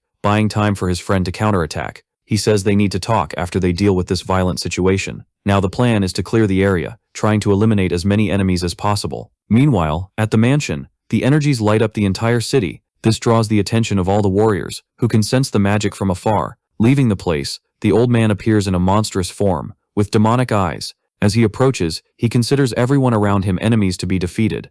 It is explained that, inside the house, all the henchmen were used for the ritual to grant power to the old man. At the end of the process, his body is transformed into something very bestial and inexplicable. Several explosions happen in the city, as the beast advances mercilessly. The holy knights are thrown from side to side, as if they were weak and untrained. They are easily defeated by the monster, which with each blow takes out another one. This frightens the bearded man, who wonders what kind of monster is in front of him. To finish the fight, it begins to activate a spell with its mouth toward its enemies. At this moment, the paladin Mario intervenes and prepares a powerful attack. He manages to deal considerable damage to the old man, before something worse happens. However, after being hit, the beast's own body begins to regenerate. That very second, tentacles attack and fling the boy far away. At this moment, the captain orders his colleague to fall back, because he will fight alone. Several monstrous tentacles keep emerging from the demon's arm. Without mercy, it attacks all the holy knights, wanting to absorb their bodies as well. Unfortunately, many men are defeated in the process, making the battle even harder. The tentacles are so large that they destroy part of the city.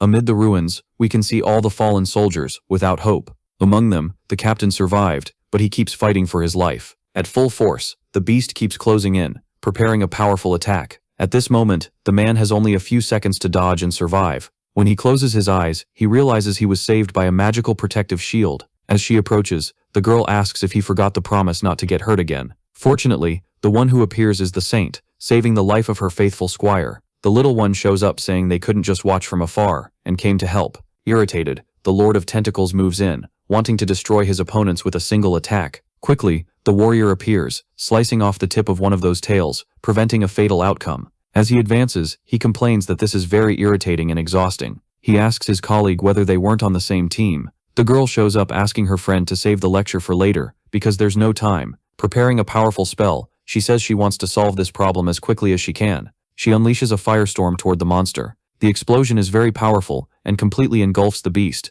dealing heavy damage. Unfortunately, it is very powerful, and keeps advancing, attacking everyone. At this moment, the fighter is almost caught by the tentacles, but manages to dodge with a jump. Finding the whole fight fun, the vice captain delivers a powerful strike with his axe. He is shocked to realize the monster keeps growing tentacles from its wounds. Caught off guard, he is hurled far away by a very powerful blow. Before he is brutally defeated, protective shields form around him, ensuring his safety. Once again, the mage channels energy into her staff, and casts the spell Cutting Wind toward the tentacles. However, the beast withstands it once again, and counterattacks at full speed with its tentacles. To save his sister's life, the man appears, cutting through half the tentacles at once.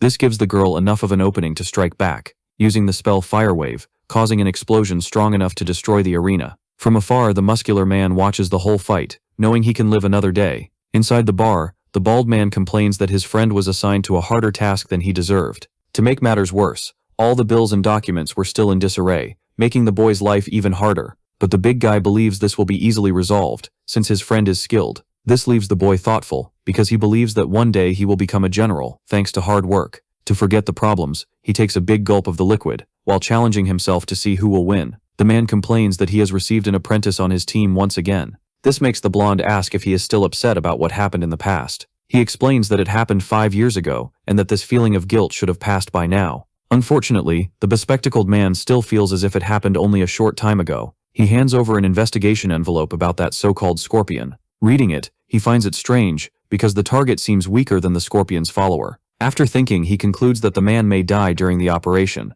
But seriously, he says he is already prepared for a tragedy like that, assuring that he will see it through. The warrior knocks on the door, telling his friend that it is time to eat. Upon entering, he is surprised to see that there is no one in the room. He notices something interesting on the desk. At the same time, the protagonist went to a library, irritated with the manager. Like an executioner, the same man shows up saying that his employee seems to have nothing to do, since he arrived so early. The first tasks of the job are to deal with a pile of books. His task is to organize everything by age, writing each slip by hand. In no time, all the work is finished. Once again, surprising the old man. Enthusiastic, he asks if there is anything else to do during the shift. In fact, now he needs to organize them by neighborhood similarity. To prove he is good enough, he says he will finish in no time. Time goes by while the MC does his work with hatred. A few more hours pass, and the boy finishes again, and expects to be left in peace. To make matters worse, now he needs to list the people who died this year, and cut their names out of the papers. All this work is driving the boy crazy, because he knows it is not fair.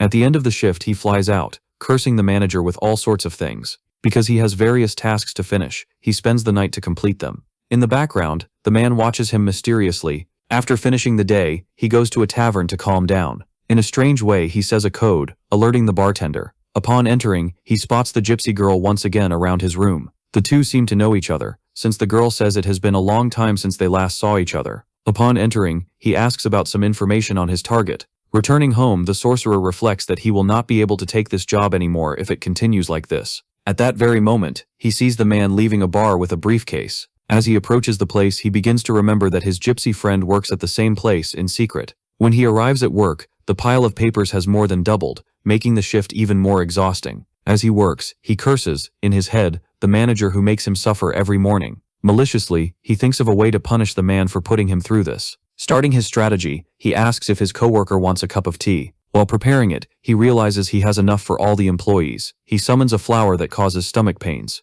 Pretending to be their friend, he returns to the room handing out the coffees. Lastly, he leaves the contaminated drink for his manager. Not expecting to be betrayed inside his own office, he drinks the cup, letting out a cough full of red fluid, frightening everyone. The employees come closer, calling a priest, because their boss fainted badly. This was not in the boy's plans, who caused something much worse than he wanted. The next day, it is said that the infection is not fatal for the old man. One of the employees jokes that it was nothing, since newbies are not good at using magic. But it was strange, because the protagonist used magic and saved the manager from a worse condition. Everyone is impressed and says the boy is much more than they expected. In the middle of the crowd, the blonde approaches, saying he needs to have a serious talk with the MC. The group heads to the headquarters of the Order of the White Knights. In forensics, they found the plant inside Mr.'s stomach. The boy is being interrogated, and they ask if he caused the pains. When analyzing the liquid, he realizes that he did not put that in the tea in any way. Some people also said that the vomit was red after he drank the liquid. Nervous, he asks who would do such a thing.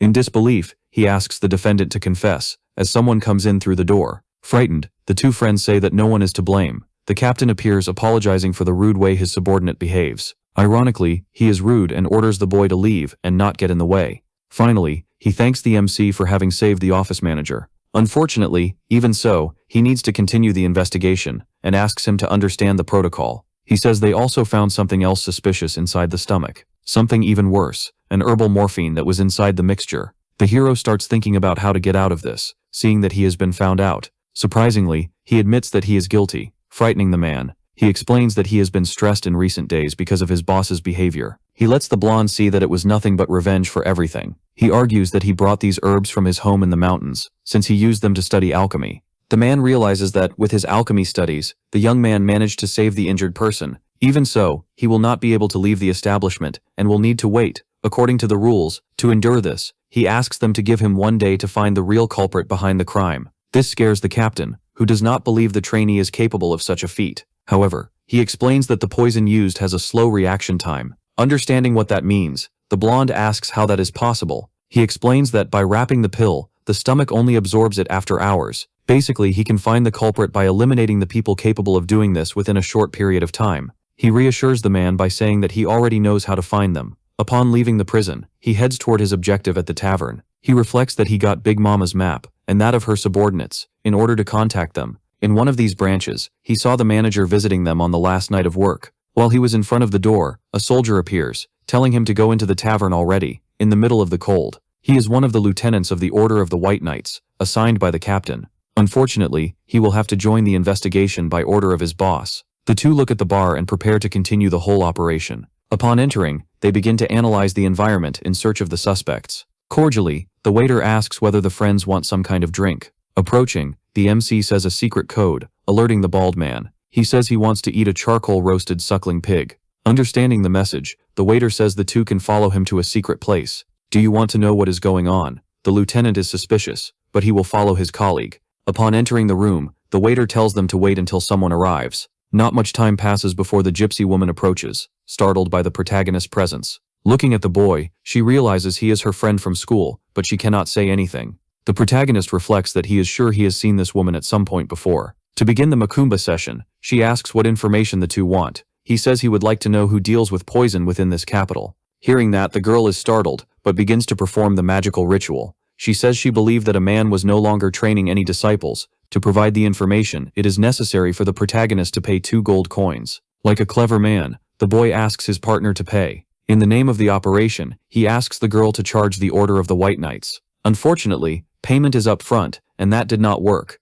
To make everything worse, he sees that the paper is being marked up with permanent ink. But the MC's argument is that he needs to do this to find the culprit behind the investigation. He notes that in the capital, there are only 36 people with the ability to use the poisonous herb. Unfortunately, a spell like that doesn't last very long because of the substance toxicity. If he investigates the suspects near the manager, only 3 remain. They are a mage named Kapol, a masked man named Dwen, and an old acquaintance, Baron. Now everyone needs to head toward the suspects' houses to conclude the investigation. The pair head toward the laboratory, breaking down the door in search of the target. A long-haired man gets irritated, asking what is going on in his study. Promptly, the hero pulls out an insignia, claiming he is from the Order of the White Knights. This makes his friend panic, realizing his crest was stolen without him noticing. He explains that they received word that illicit substances were being made in this shop. Even though the boy said he is innocent, the protagonist still needs to search the entire room. The crime of making illicit substances is one of the most severe in the capital, and the person can be imprisoned for more than 10 years. Seeing that the lieutenant is being dead weight,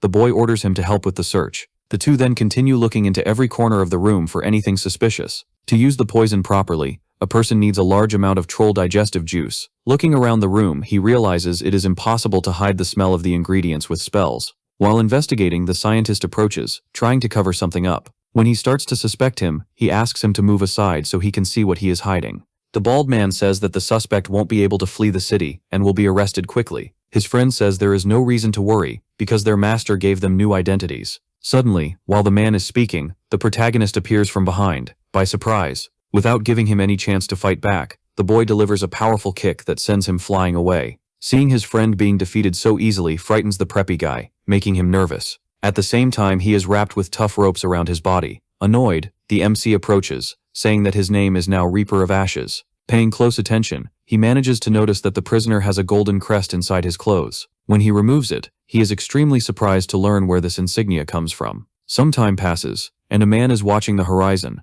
Sitting in the chair, Scorpion asks why her friend is so nervous. Irritated, he says she is the reason he is like this, because he had to do things to save her from defeat. In fact, it was the boy who left traces, which caused all these problems. He stands up, stating that they need to separate so they won't have any more arguments like this. Not wanting to lose the friendship, she asks what it would take to get rid of all the investigators. The girl startles her colleague by saying that the answer to that question is to obtain the goddess's blessing. Unfortunately, Lupino stole that item and still hasn't been found by anyone. Saying that this is terrible news, the girl says she will take care of the debt her friend left on her account. She leaves without letting the argument end, and her friend is left shouting a lot. At the same time, the Reaper is looking at the house of the great Marquis Voltini. He remembers being told that it was this man who ordered the defeat of the office manager. Nervous, the preppy guy says he only followed orders, and afraid, asks to be set free. Approaching, the hero puts on his mask and says that he deserves to be punished for the crimes he committed. Some time passes, while the warrior guarding the door doesn't know what will happen to him.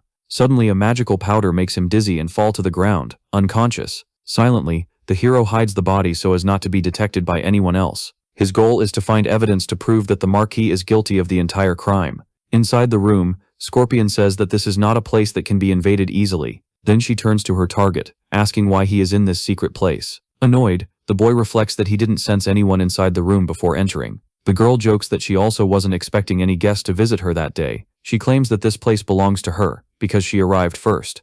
She is bothered, because her enemy is stubborn and may regret it. The masked one reflects that it isn't worth fighting this person right now. Then he proposes a competition to see who can steal more items in the shortest time possible. But in truth, the two have the same goal in mind, and this challenge won't work. That makes the girl propose that each of them find the item the other is interested in. This leaves the MC silent, but in the end, he believes it is a fair way to do it. Within an hour, whoever gets the item faster will win the challenge. Before starting, the two look at each other, focused on their targets. Unfortunately, there was no agreement on what would happen if they went after the same item, which would result in a fight in that case. As he flies, he reflects that he needs to find as much as he can to win. On the other side of the city, the lieutenant is finally waking up from his coma. He is surprised by the captain's presence inside the infirmary. The letter left on his chest is held in place by magic, and it is impossible to remove it. There is a spell that repels poison, protecting the boy from those situations. Curious, the captain asks where the protagonist is after this operation. After they talk for quite a while, he believes that using sleeping gas was an excessive idea. If the media finds out that the police are letting a culprit go free, they will be in big trouble. The boy is curious to know how they are going to capture someone who uses sleep bombs to escape.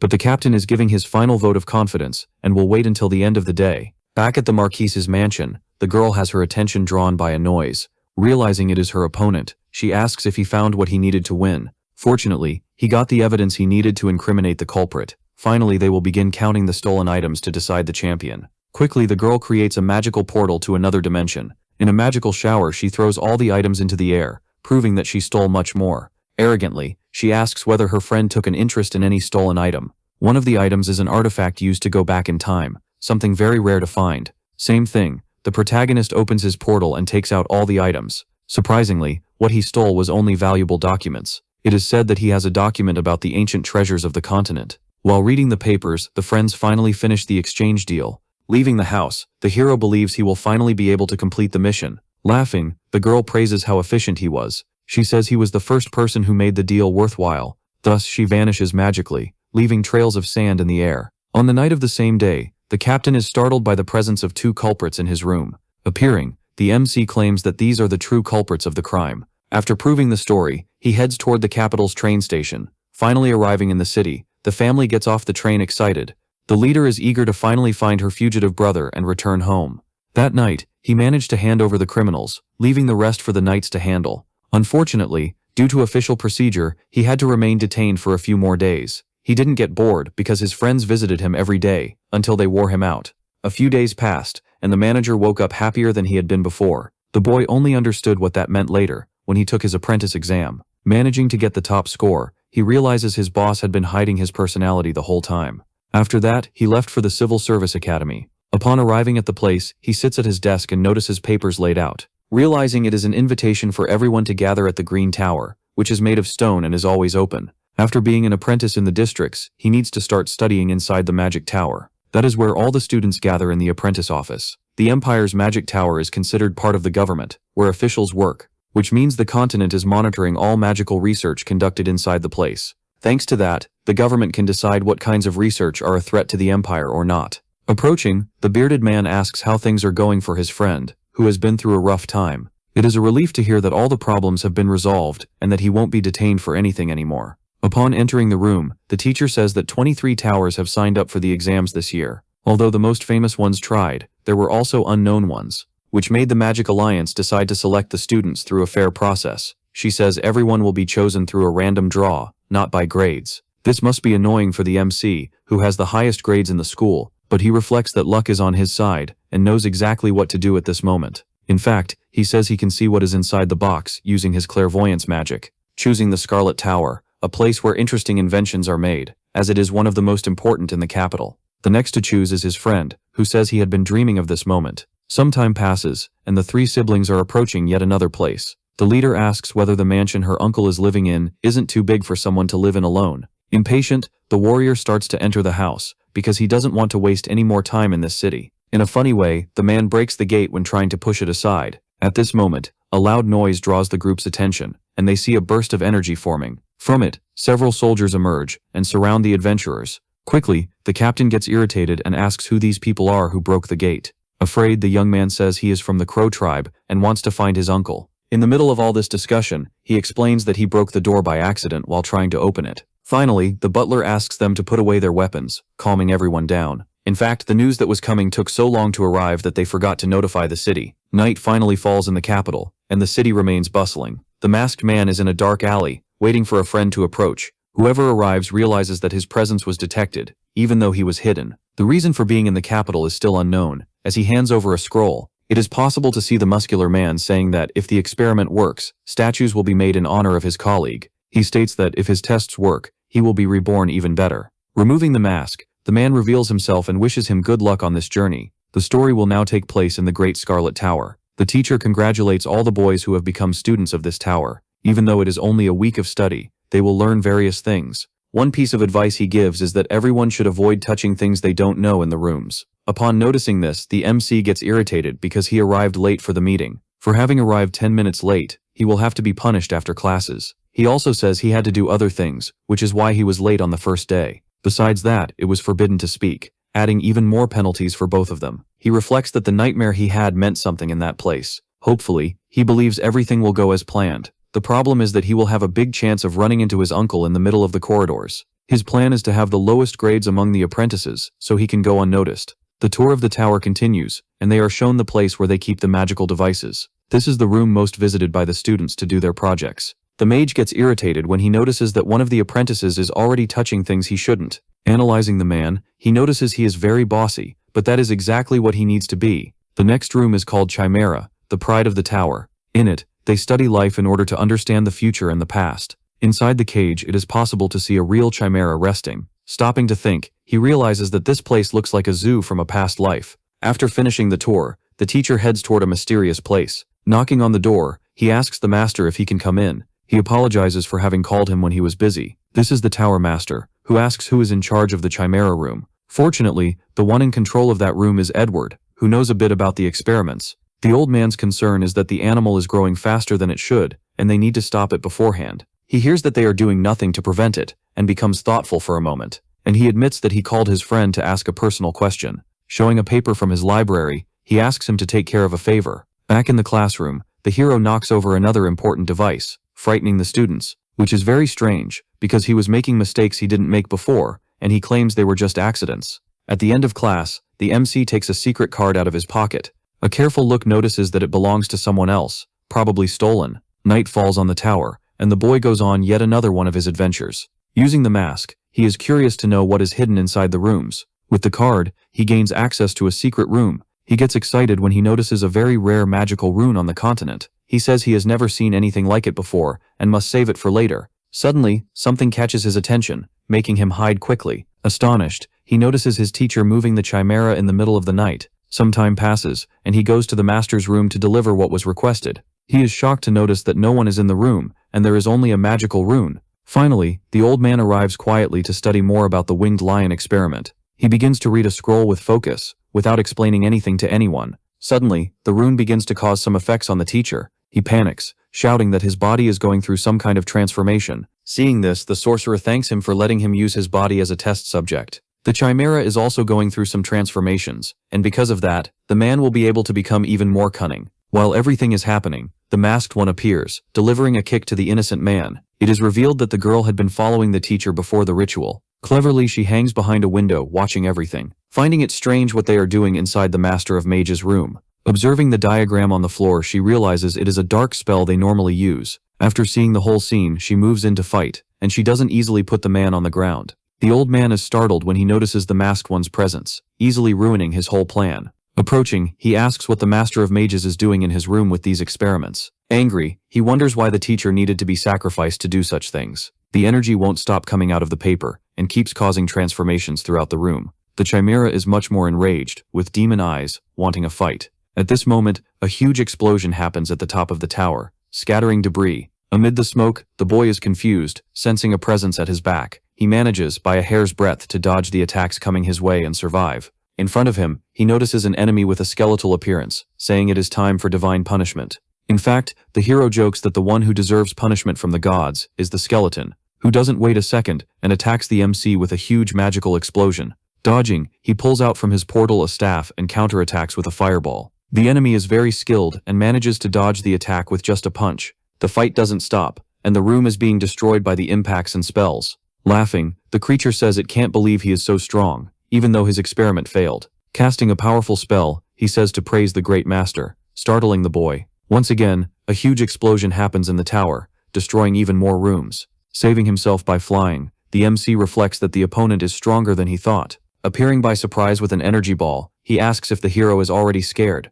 The impact hits the boy, dealing heavy damage and leaving him close to defeat. High above the skies, the skeleton says the flames of hell will bring destruction to everyone, then unleashes a blast of fire. The boy uses a protective spell to withstand all the impacts coming his way. Seeing this irritates the monster, who thought he would win the battle, and he starts advancing. To try to end the fight quickly, the protagonist charges his fist with a magic punch. Landing the blow on the skeleton's face, he damages it badly. He activates the demonic bullet magic in its machine gun version. Unfortunately, the creature also has a protective shield, and manages to block all the bullets. Even though it's powerful, his shield starts to crack, giving him little time of protection before defeat. With an explosion, he loses strength and begins to fall toward the solid ground. Luckily, he manages to land inside the tower, saving himself amid some debris. Finally, he notices his appearance when he looks at a shard of glass and is startled. Seeing that his experiment failed, he wonders why he has this face. Arriving in the room, the boy asks. The boy jokes that it took him too long to notice something obvious. Impatient, he bids farewell to the loser and continues on to finish the fight, causing an immense explosion of blue energy throughout the entire Scarlet Tower. It is explained that the man did this to gain more knowledge and a better life, doing what he was passionate about. His plan was to abandon a rotting body and be able to live forever. As he falls apart, he reflects that he had already died before the fight even began. After the intense battle, the tower begins to break apart and collapse. The students are frightened, noticing that the building is coming apart. Managing to return, the hero feels guilty, because he caused all of this. Back at the Imperial Palace, the family is gathered once again. The girl suspects she is lost, because the paths are very confusing. However, this is the only route available to travelers who want to go to a secret meeting. Unfortunately, not even one of the best hunters managed to track down the protagonist in the capital. Growing nervous, he says he will find him as soon as they start working together. The minister approaches, saying he could hear the uncle's racket from very far away. They are informed that someone destroyed the Great Magic Tower last night, frightening the man. The story returns to the Emperor's chamber, where he thanks everyone for coming. Nervous, the young man says he is honored to meet His Majesty and blessed by his presence. In a relaxed manner, the uncle says he doesn't need to keep up appearances in this place, and sits down rudely. With everyone gathered, they can begin discussing the protagonist's disappearance. Promptly, the man hands the drawn portrait of Den to the Emperor. He wonders whether Den really is the hunter's nephew, because he looks younger than he is. Stepping closer, the warrior says the portrait looks nothing like his brother, and is poorly done. The scene is comical when the uncle shows his drawing, and claims it looks exactly like his nephew. Looking at the ugly drawing, everyone in the family says it is exactly like the protagonist. This leaves the Emperor surprised to hear the praise for the drawing, and he begins to think that maybe he should postpone the meeting for later. Many people are gathered to see the destruction of the Scarlet Tower. Among them is the muscular man, who continues to maintain the mystery. Leaving the scene, he curses the MC as an idiot, while people work to rebuild the building. Explosions happen in the forest, as a girl fights against a giant rhinoceros. With her speed, she manages to dodge the attacks by jumping into the sky. Delivering a precise attack on the beast, she deals a lot of damage. Next, she uses her sharp blade to cut off the horn and make the fight easier. In the middle of the fight, she is surprised by the beast's sudden attack. Fortunately, she manages to dodge and counterattack in time to live another day. The fight is finished easily, with the beast defeated. An elderly woman approaches, asking if the young woman is tired of hunting yet. Examining the prey, she complains that the expensive hides of these animals were ruined. Hearing that, she apologizes, stating that she still isn't good enough. In fact, the old woman says that the capital's New Year festival is more important than these hunts, arguing that fighting and having fun should carry the same importance at this event. The boy apparently is sick and wonders if they are gossiping about it. Suspiciously, the two split up, something that normally did not happen before. At this exact moment, they are at the department's central council. Unfortunately, his studies at the Escalate Tower ended because of the dangerous circumstances. Fortunately, he got the grades he wanted, getting out of the danger zone. Fortunately, this place is his final stage as an apprentice. National events take place here, where the department handles visits from outsiders. Besides that, the MC was training for the year-end martial arts competition. Suddenly, he knocks over the boxes to pretend he is clumsy. All his efforts are to lower his grades, receiving penalties. In the capital, the blonde is inside a royal carriage. His assistant asks if something is wrong for him to be making that face. Finally, after a long journey, he arrives at his destination. His presence is highly valued, with many paying him reverence. The place he is in is revealed to be the great temple of the continent. Worried, his butler hands an instrument to his master. He warns that this staff is the symbol of nobility and that it is rude not to use it on important occasions like today. An old man welcomes His Highness to the temple. To the boy's surprise, he asks him to follow him to a different room.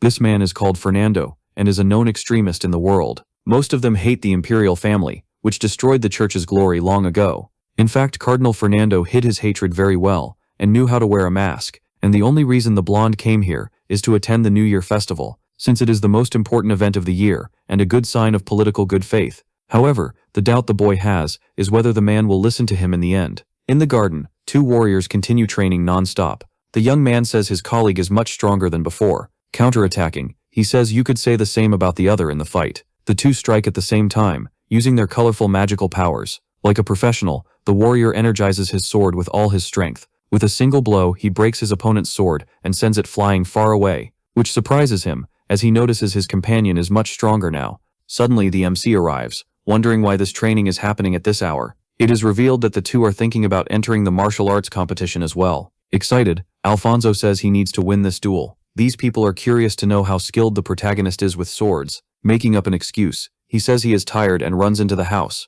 Inside a castle, the minister is irritated because the saint could not be brought. When she was in the capital, she brought a group that had red eyes. Somehow these people had a connection to the girl. It is said that it might be good for the blonde to have a meeting with these people. In the next moment, the family is gathered, preparing for something. A person is in a vegetative state in a wheelchair, when suddenly, a nurse appears, calling out the name Vibrio. Very sad, the girl begins to cry, saying it took a long time to save her colleague, stating that she feels very guilty for not being here at the moment. He needed her. In a dark room, ritualists are holding a secret meeting. Two of them complain that there was no reason to come with so few people in the room. In fact, they do not even know who organized this meeting. Annoyed, his friend replies that he is the one who announces these meetings. The old man claims he must be getting stupid with age, because he forgot. Finally, they start talking about how the Crow tribe is venturing into the monster's territory. Irritated, one of the men states that the intent to assassinate is already going too far. Leaving, he says he will come down hard if they call him to a useless meeting like this. Frightening everyone, he says he will eliminate them if that happens. The next day, the blonde is in a building wanting to meet with the saint. Fortunately, the warrior says this is easy, and that he will ask to speak with her.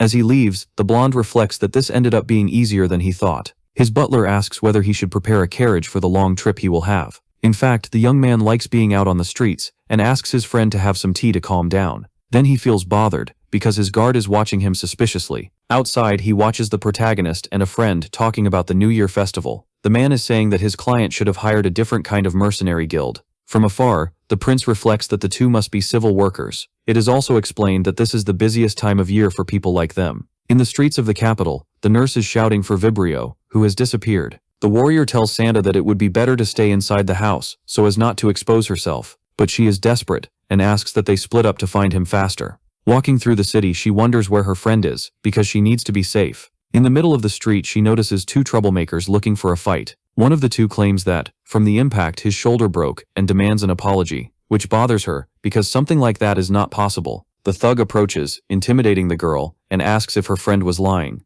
In exchange for the accident, the man asks for money to go to the doctor and get treated. Unfortunately, the girl is religious and does not carry money in her pockets. Strangely, the bald man says he can accept something else instead. Seeing this, the protagonist saves the girl, stating that the shoulder was not broken. With a knife, the thief threatens the hero. Discreetly, the hero places a very valuable gold coin in his hands. He did this to avoid a fight and revealing his powers in the street to everyone in the city. The bald man is confused when he hears that they need to leave and that everything is fine. Politely, the protagonist asks if the girl is okay after that scene. The two look at each other oddly and continue talking. It is possible to see that Vibrio is standing still, looking at a tree in the forest. A suspicious man approaches the girl, who is startled by his presence. Being cordial, he introduces himself and says his name is Libra. After saying his name, he asks if the girl remembers anything because of it. Unfortunately, she does not, and asks what the masked man wants to do there. In fact, he says he has a tip to give, surprising the girl. He tells her to leave the temple because if she continues, she will not be able to do anything alone.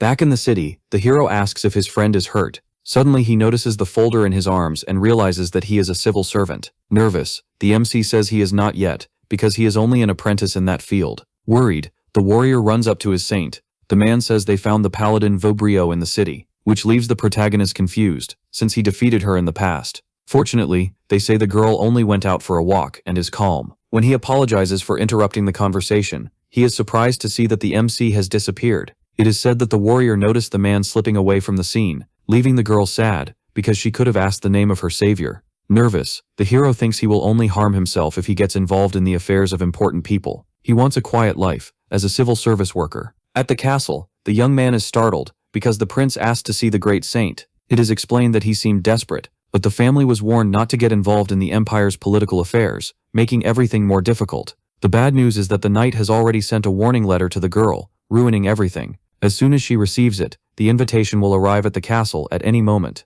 At this exact second, the door opens, and the girl asks if she is late, leaving the two siblings completely nervous. The city is very crowded with the New Year celebrations. A very important person is leaving their room to speak to the crowd. The saint reveals herself wearing a crown to bless everyone. Inside the room, the blonde man watches this scene, excited. Unfortunately, the terrorists are watching everything from afar, planning their attacks. The question they ask is how to stop Libra's actions. It is revealed that his target is the city's great saint, which makes this New Year festival a great opportunity for that objective, meaning that this is an even bigger reason to stop him, because the girl has an important role in the plans. They warn that if the saint dies, another woman will also die, but in fact many other people will go to heaven just to protect her. The crowd is gathered in the capital stadium, eager for the arena. The clash is happening at full speed, with two warriors dueling. The fight is fierce when Lise dodges and counterattacks in equal measure. Her opponent is fast, but all the training is paying off when she dodges yet another attack, using that opportunity to knock out the opponent, winning the fight.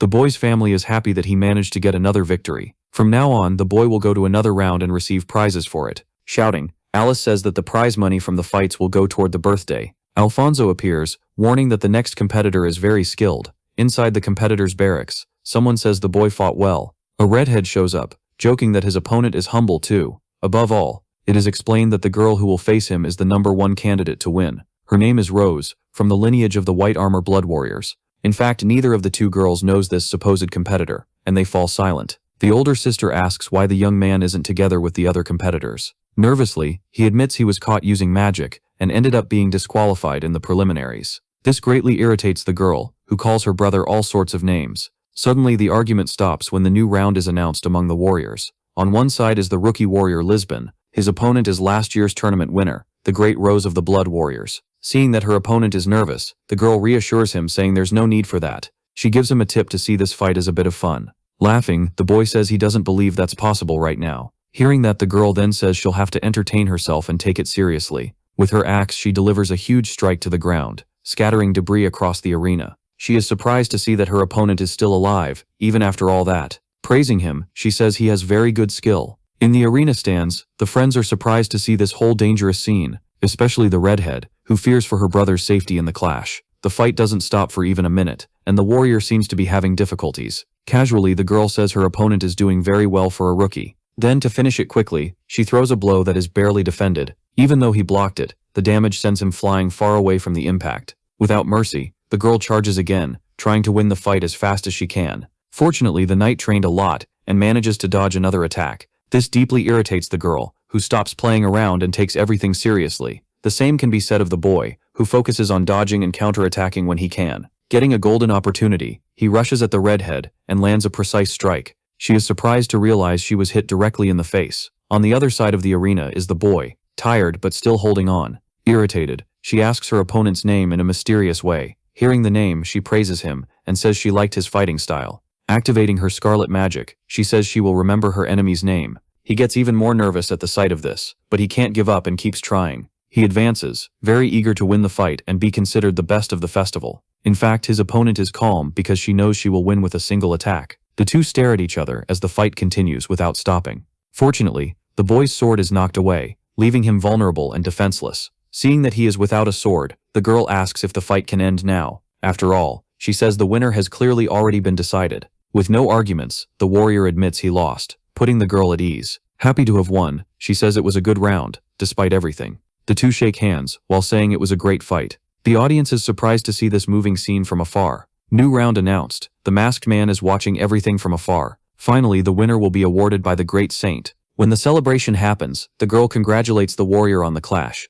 In the middle of the crowd, the man continues to watch everything, waiting for the perfect moment for his plan. At that exact moment, a blast of energy is launched toward the stages at full speed. To protect the holy woman, the redhead starts to act. but people panic, trying to save the saint in time. From afar, the masked man watches his plan working amid the smoke. Fortunately, Rose is powerful and manages to defend against all the attacks, which makes the old man very angry, seeing his plan be thwarted. To take part in the event, the protagonist had to submit documents at the temple. Suddenly, a loud noise happens, indicating that the last round must have ended. Inside the arena, everyone is nervous about the scene and the dangers involving the saint. As the crowd runs, the old man continues to channel energy into his staff, creating a large mud pit in the middle of the people. This magic creates a great blue fire that seems to strengthen its user in some way. One of the people notices the man behind them and is startled. In fact, because of the fire, an army of spirits was summoned. Suddenly, a soldier appears, trying to save the day, and attacks one of these masked ones. Concerned, he shouts for everyone to try to protect the saint at all costs. The army soldiers move in to begin a very dangerous clash. Unfortunately, the spirit is very strong, and with just one attack defeats its enemies. The man approaches the saint and asks her to follow him to stay safe. At that moment, a huge energy explosion ends up defeating the girl's bodyguard. The power is so strong that the fire melts the man's body. Libra approaches, stating that he has been waiting for this day his whole life. Angry, the captain steps forward to attack, asking how the man dares. With a single attack, Libra manages to knock the young man away easily. The blue fire also begins to burn his body. With nothing she can do, the girl grows worried as she sees her enemy approaching. He says the girl should follow him in secret if she wants to stay alive. Playfully, Elise steps in to attack, saying she was going to say the same thing. Quickly, the enemy manages to hold back the powerful attack with a magic shield. Knocking the girl away, he says those cheap tricks won't work on a powerful mage. As she is thrown back, Rose wasn't expecting someone so powerful, and starts to feel afraid. When she manages to dodge an explosion, she moves in to attack once again. Striking the ground with her famous attack, she causes debris across the arena. Then she dashes to his back, looking for an opening. Unfortunately, the mage is fast and manages to dodge, throwing her body backward. Seizing the opportunity, Libra activates his magic toward the girl. She is very tired, and realizes she won't be able to dodge. From afar, he watches the huge explosion that occurred, likely winning this duel. Suddenly, he is startled to notice the warrior's axe has been thrown in his direction, causing an explosion in the arena. Quickly she readies a punch, cracking the enemy's mask with the force of the blow. Angry, he prepares a ball of blue energy, saying he will send the girl to heaven. Mid-attack, he interrupts the spell, wondering what is happening, as he sees something. In the skies, he sees hundreds of white doves of peace. All of them are approaching at full speed, leaving even the spirits confused. In a low swoop, the animals fly past, piercing all the masked ones together. Because they are powerful, they manage to defeat the enemies, tearing their bodies apart. At that moment, Libra finds himself without reinforcements, and alone on the battlefield. Approaching, the MC says that now the 1v1 fight is going to be clean and fair. Masked, he asks them to explain what's going on, wanting only a summary. After all, this whole fight seems more serious than they think. The protagonist is very angry and steps in wanting to fight, making the masked man notice that the boy isn't scared at all. The truth is that fixing sacred mistakes is far scarier than going to heaven. Angry, the enemy fires an energy blast, asking how the boy dares to speak like that. Without any fear, he keeps walking, his shield protecting him from the impacts. Forming more spells, he asks if he really thinks he's going to be stopped with cheap tricks like that. The man then unleashes a powerful blast of fire at the boy, who, strong as he is, has slight difficulty holding back the impact. After the explosion, the smoke clears, and the MC is still alive. He is startled to notice the arena is empty, and that the opponent has fled. Out of nowhere, a spirit appears trying to land a fatal attack. The experienced fighter manages to dodge and counterattack, defeating it with a single blow. However, the creatures don't stop coming, and the fight continues at full speed. While dodging, the MC hears that the creature's orders are to defeat the living and spread hatred in the world. Finally, Libra orders his pets to attack and destroy the hero. Impatient, he says this is already bothering him and begins to prepare an attack. Summoning even more magical doves of peace. Using a good portion of his power, he makes thousands of animals appear in the skies, flying. The birds' orders are to get rid of all the spirits, as they did before. Once again, they pass between the bodies of the masked ones, destroying everything in their path. It doesn't take long for all the creatures to be down on the ground, like old slime. However, they seem to be immortal, because they begin to rise again. Then Libra argues that weak magic like that won't work on his followers. A horde of monsters approaches the hero, who needs to dodge so he doesn't go to heaven. In the middle of the fight, a great sacred light draws the boy's attention. This sacred magic seems to be cleansing the entire arena of curses and bad energy. It is revealed that the saint herself is fighting for her life in the battle, and will not give up. Unfortunately, at that moment, a spirit that wasn't defeated approaches by surprise. Luckily, the blood warrior saves her friend with a precise strike. Worried, she asks if the saint is okay after that attack. Without answering, the The girl is serious and focused on ending her opponent's life. Activating holy magic, she states that God asked her to act in her land, and thus she declared it. Her magical rays once again undo the bodies of the cursed, in the blink of an eye. Hidden in the stands, Libra watches his beasts being defeated once again. Fortunately, the hero had already detected him and approaches from behind to apprehend the terrorist. Without giving time for conversation, the man is caught off guard by an attack from his enemy to the face. After being chained up, unable to escape, he wonders why this is happening. Begging to be released, he insults the boy, asking who he is. The masked one, tired, asks why this had to happen on an important day like this. Soldiers begin to surround the protagonist, who wonders why they have weapons pointed at him. The soldiers tell Lupino to be quiet, because he is being accused of attacking the church. They claim that besides injuring Bishop Fernando, he also defeated Paladin Mario. This leaves the boy confused, because he doesn't know who these soldiers are talking about. After all, with his nerves on edge, the man asks if the boy is going to keep pretending he doesn't know what he did. At last, he recalls the fight he had weeks earlier with the masked man who tried to defeat the princess. In the background, the saint asks them to release the main character, because he saved her, and it's rude to treat him like that. Taking the opportunity, Lupino says that it really is rude to be accused like that by everyone. However, the girl shows no mercy, and says that this kindness will happen only this one time. The next time they meet, she won't allow the boy to slip out of prison so easily. Nervous, he understands the message, and says goodbye to everyone. Before leaving, he notices that Libra has mysteriously escaped his chains. At the same time, Vibrio is in his place of peace. Once again, the old man approaches with the mask cracked from the fight. The next day, the boy is sleeping peacefully in his bed, happy to finally be able to sleep in peace, because he went through a lot to become a civil servant of the capital, this being his first day of rest after very hard work at the festival. Ruining everything, the redhead tells her friend to get up immediately, arguing that they need to use the day off to explore the city and enjoy the day. When he gets up, the boy is visibly irritated by that proposal. Fortunately, he can't refuse and is carrying his colleague's purchases. The two girls are talking about buying some jewelry. It is explained that the boy is carrying so many purchases because the girl's pocket dimension is full. Reflecting, he says it's nobody's fault, and that he should have refused to help in the first place. Suddenly someone approaches, noticing Den's presence. The bald man shows up, asking what his comrade is doing at the market. While they talk, the child draws the protagonist's attention, leaving him confused. When he asks if she is the friend's daughter, it is explained that she is just the younger sister. She is his half-sister on their father's side, and her name is Arum. It is explained that the two grew up in the same orphanage, and at the moment, she takes care of the bald man's master. Politely, the boy crouches down to greet the girl, who doesn't respond. For some reason, she never spoke, but she understands everything people say around her.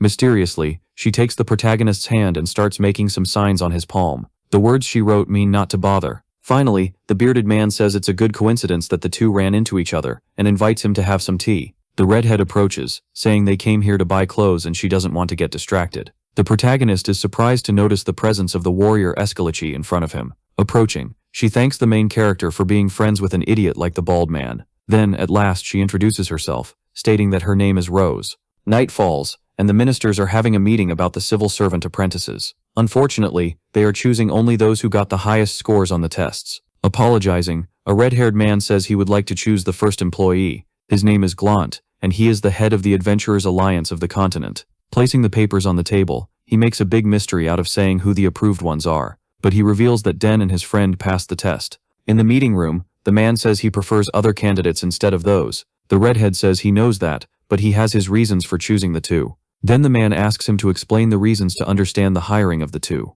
Then his friend says that he has never asked for anything before, begging for things to go his way this time. The way the person speaks makes the minister a little nervous. At the Imperial Palace, a girl calls Major Orpina to deliver news. Unfortunately, the Emperor heard about the difficulties in the fight against the monsters last time, but the young woman claims it was easy thanks to the soldiers, who used strategy and strength. Then the young woman starts arguing with her uncle over something trivial. Fortunately, the blonde man interrupts, because he wants to start the meeting immediately. This is a good day for the protagonist, who is practicing his dream profession. His position in the company was decided after a short vacation, and he was sent to the Adventurers Alliance around the capital. While he was reflecting that his new life was beginning, someone interrupts his thoughts. Once again, the bald man was waiting so they could go together, which is strange, because everywhere the MC goes, he is there, which makes the boy curious, asking why he couldn't go alone. Arriving at the room, they are startled to see the chairs empty in the office. A boy approaches, stating that the officers arrived very early. The three introduce themselves. The boy's name is given, and the gentleman is called Demore.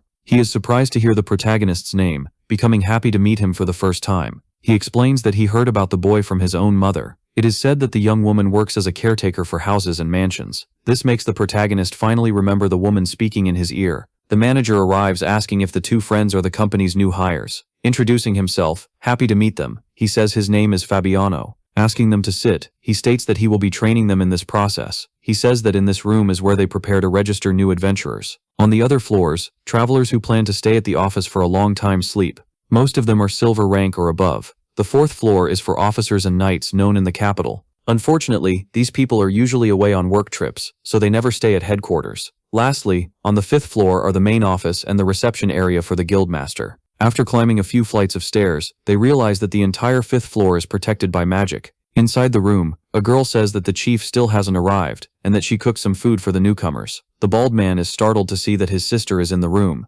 Like any family, they start teasing each other over something trivial, for no reason at all. From afar, the MC observes the young woman, and can't believe the magical energy is coming from her presence. Fabiano suspects something, because he knows Rose is an only child, and has no siblings. Leaving, he says he will go get the guildmaster to introduce them. In the corner, the girl asks about her younger sister, wanting to know if she is safe. Curious, the MC asks if it's true that they are siblings. Surprisingly, she says no, but that they have known each other since childhood, and are good friends. Annoyed, the young woman says she wouldn't want to be friends with someone who looks so old. The funny thing is that the young woman is 7 years older than her friend, but looks young. Once again, they start arguing, and almost fighting over nothing. At that moment, the chief appears, happy to see the new officers excited. Startled, the MC realizes where the source of all that energy comes from. To make everything worse, the warrior Escalate shouts that the man is her father. Irritated, she hits her colleague, stating that he is very ugly and looks like an old man. Pretending everything is normal, the man says he is happy to see them all healthy.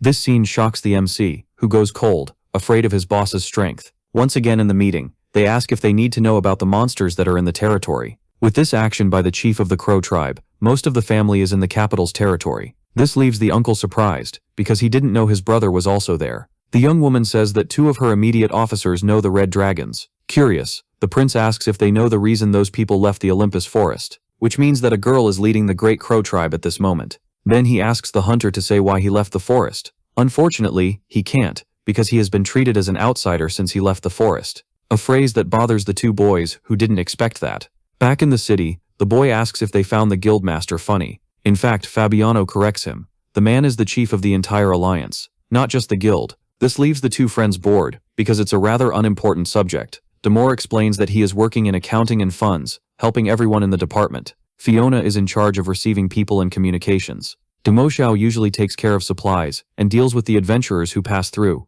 A mustached man shows up startling everyone, saying it's a pleasure to meet you all, and that his name is Roseraine. He has been here most of the time and is making sure to balance the hard work as manager. Then he reinforces that, if anything happens, he will be responsible for it. He asks everyone to let him know when they are having problems. The guy with glasses states that his main task is to organize people's requests, and he does that according to the most important adventurers, and depending on how difficult the task is. The 2 friends introduce themselves to the rest of the room, explaining their origins. The mustached man asks the bald guy's age, who admits he is 17, surprising everyone. Finally, they order them to return to their seats to focus on work. This is the map that marks the monsters in the territory every 6 months, and distributes them according to the areas. Milpia states that these creatures are expanding toward the capital, and she asks them to look at the number of infected sick people near those territories. Most worrying is that a man from the Blade family is in that territory. They present confidential news from the Empire about Doomstone, which is his name. According to the news, a master of mages and other people were seen with that man.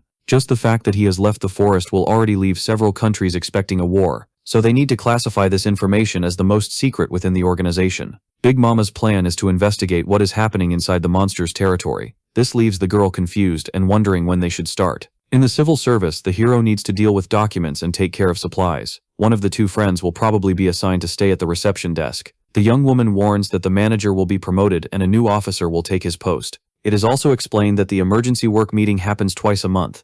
Normally they hire retired adventurers to be in charge. In addition, powerful protective spells activate at night so no one can break into the place. Unfortunately, the young woman believes the only one who could break in is Lupino, the experienced thief. Nervous, the boy lies, asking why the troublemaker would steal things from this place. The conversation continues, when the young woman asks if he knew that the guild chief is Rose's father. After stating that he did, the young woman starts to tell another piece of gossip, but is interrupted. The two co-workers say they are in big trouble. The protagonist's uncle is in a building full of teddy bears. He was waiting for the arrival of his friend, who was the head of the alliance. The hunter complains that his colleague could have come faster because he was dying of boredom. Handing over a gift, he says Arcanta sent that, thanks to the help cleaning up the festival mess. After that, he starts to leave, leaving the redhead confused because they didn't have time to talk even for a second. Finally, the waiter arrives with tea to calm the young man, and he drinks. But while sipping his cup, he asks how long the spirit is going to keep watching him. Who, uncomfortably, does not answer and keeps staring.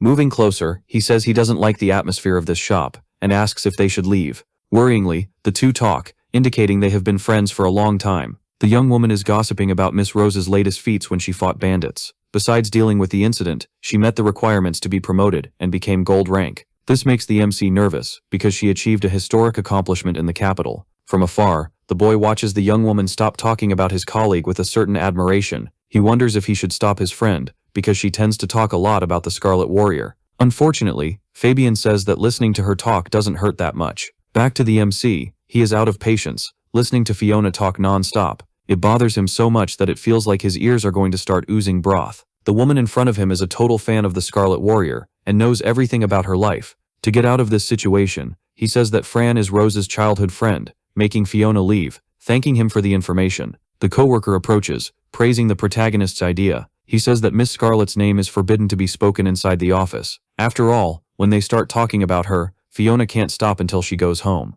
However, the nerd knows a unique way to stop the young woman from talking. To do that, the MC needs to go to Rose's private room. He recalls that the only way is to make Fiona talk directly with the young lady. That's because the warrior doesn't like it when people talk about her story in front of her. Leaving, the MC has the goal of being left in peace. He is surprised to notice that there is no one inside the empty room, when suddenly, he feels someone move into the master's room. Afraid it might be a thief breaking in, he decides to check, just to be safe. On the bed, the warrior is hugging one of her teddy bears in a friendly way. He asks whether the so angelic one is proud of her promotion tonight. The scene becomes uncomfortable when the girl notices the protagonist watching from afar. Embarrassed, the girl says that all of this is a misunderstanding and it's not what they're seeing. As he leaves, the hero says he didn't see anything, and that the conversation can continue between the two of them. This lack of interest makes the girl very irritated, because she didn't want to go through that embarrassment. Suddenly, she tries to land a powerful punch on the boy, who dodges in time. Being very strong, she orders that they talk and resolve this situation. In a building, the girl says she's sure the boy already knows what she's going to say, since he's a student. She explains that her father resolved an intrigue between the Empire and the Dragon Tribe by traveling through the Valley of Mephisto, one of the world's forbidden regions. In addition, the girl explains that he also led a battalion against the enemy regime and destroyed its headquarters, being the man who created the Black Buffalo Squad, one of the most powerful in the capital, managing to lead all those men on missions against monsters to save people. After all that, the man became a legendary doll maker in the city, which makes the MC uncomfortable, realizing he's sitting through a history lesson, just like in the morning. In short, the girl says she did well in the competition and completed her objective, saving the saint in the end. To wrap up the conversation, the hero understands that the Adventurers Alliance praised the woman for her performance, which makes her uncomfortable. Recalling the scene the man saw earlier in the room, fortunately, he understands why she was celebrating so much in her room. With a reputation to uphold, the girl asks him to keep it secret and not say anything about it. However, to do that, the hero asks for a favor in return, surprising his friend. Near the end of the night, the girl is surprised to learn that Fiona knows her whole story. The bearded man admits that his sister saved her because she would listen to the stories all day long. Mysteriously, the girl states that she came because she wants her brother to accompany her. Fabian shows up saying that this tradition for newcomers is really bad and that he doesn't like it. Then the two start arguing a lot, surprising the two friends, who hear everything. When they finish their work shift, the three head toward a secret place. Excited, the girl tells them to get ready, because they're going to enter a casino inside the city. The place is full of food and a band dedicated to entertaining the customers. Entering the casino, the two friends feel uncomfortable because they've never gambled in their lives, which makes the girl wonder why they're standing around like idiots in the hall. With bags of coins in hand, she calls the two to have fun and hands one to each of them. Their job is to spend all that money in the casino and try to win as much as they can. Leaving the bald guy alone, Rose says she'll play alongside the protagonist. The friends approach a table with masked people and important figures. Then she admits it's been a very long time since she played a card game. Sitting at the table, a woman watches everything attentively. Removing her mask, she gets excited to see her friend after a long time and asks to play around together. This is the saint who, surprisingly, is betting in a casino. She explains that it's been a long time since she's been able to enjoy moments like this, and that she has to keep it secret. Seeing the protagonist surprises the girl as well, reminding her of when she was saved. The redhead also gets curious to learn that her friend has already crossed paths with the saint. Finally, the dealer announces that the poker game is about to begin. He starts shuffling and laying out all the cards on the table. The boy isn't very interested in the game, but he's there to strengthen friendships. It all begins when they take the cards in hand, and the boy has an ace, which means this girl probably has other important cards in her hand. If the saint is lucky, she has other great cards that can win the game easily, leaving poor Rose with the worst cards on the table and the worst hand. Which is funny, because the MC's eyesight is so fast he didn't need magic to cheat at the game. Unfortunately, he needs to lose a few so he won't look suspicious, and he'll start off gently. A short time passes, and almost all the casino chips are in the boy's hands, which makes the saint joke that her colleague is taking a lot of chips from the game. In fact, the redhead is a little jealous, because he had terrible luck in those games. Politely, the hero returns the chips that were lent to him at the beginning of the game so he can keep quiet. In fact, he gives a little extra as payment for the friendship, making the girl cry. With much more money in hand, the warrior Escalade shouts for the game to start once again. During the break, the protagonist goes to eat a little inside the casino. At this moment, the saint warns that she has to leave, because she will get in trouble if she comes back late, stating that she had a lot of fun and that she would like to go out again with her friend if she gets the chance. Watching the young woman leave, he reflects that he did not expect to run into her in that place. The redhead hears some snippets of her friend's conversation and asks why he is acting so suspicious, and they realize that their friend, the bald guy, is nowhere to be found. Tired, the girl realizes where her brother is and says she was going to take them to that place anyway. The security guard waves to Rose and says they have not seen each other in a long time. Whispering, he asks if she has heard the news about a new talented boy in the capital. The day is already very exhausting for the protagonist, who only wanted to go home and sleep. This part is very suspicious, because it certainly does not seem to be part of a betting casino. Being honest, the warrior says that this is the place she wanted to bring them to in the beginning. When, suddenly a siren and many screams draw the MC's attention, and he is surprised to see his friend running. Arriving there, they realize it is a large underground fighting arena that takes place secretly in the city. In this hideout, people bet on a fighter, and if they guess right, they win money from the victory. Unfortunately, this is illegal, but none of the spectators will talk to the authorities. This arena is also the burial place of retired adventurers and old mercenaries. Most of the fighters retired because of injuries and do this to survive. It is explained that this is why there is a tradition of bringing new workers to visit the place, to show the young that, no matter what they are facing, they can end up with a terrible fate. Once again, they worry about finding the bearded man, who does not show up anywhere. At this moment, the new round is announced, with a rookie fighting in the arena. Hearing this, the girl is surprised to notice the fighter, who will be in the arena this time. Realizing that her brother is wearing a mask, they wonder why he is doing that. On the other side of the casino, it is explained that the bald guy lost all the chips in 5 minutes. His colleague jokes that in this game, you need to use your brain and not bet randomly. A slick-looking guy shows up advising Fran to accept that it is normal to lose and win in equal measure. Kindly, he says he can help if she needs a little more money for the game. We then return to the arena, where the announcer is introducing the rookie. The bald guy will fight under the name Earth Toppler. Behind the curtain, the slick-looking guy is irritated because his friend still has not gone to fight, arguing that he owes him a lot and needs to win so he does not spend his life in debt. As he comes out and enters the arena, he notices his powerful opponent and gets scared. There are no rules in this fight, and if they want to survive, they need to shout that they surrender. Finally, the battle begins, and the veteran strikes with intensity. In the first seconds, he manages to land a powerful punch on Fran's face, which hurts. Unfortunately, the second time, the bald guy manages to block the attack in time and save himself from defeat. This makes the veteran lose patience, and he goes for a powerful kick, sending his opponent into the bars.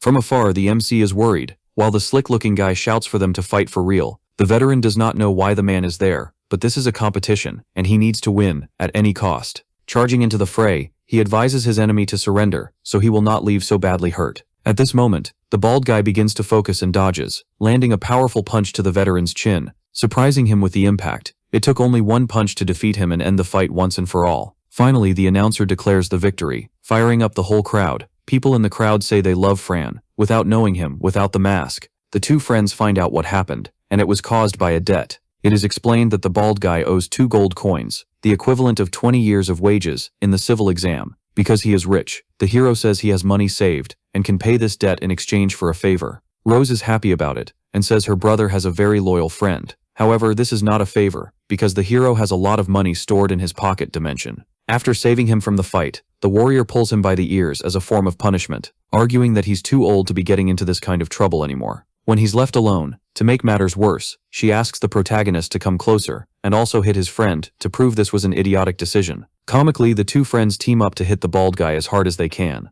The slick-haired guy shows up irritated, asking what they're doing to his warrior. With no patience at all, he orders the two veterans to fight the friends to get the property back. However, the bald guy is thrown into the wall with ease, leaving the slick-haired guy surprised. The warrior asks once again if it was the blonde guy who put her brother into a lifelong debt. Our video ends here. If you liked it, leave your like. See you next time. Bye-bye.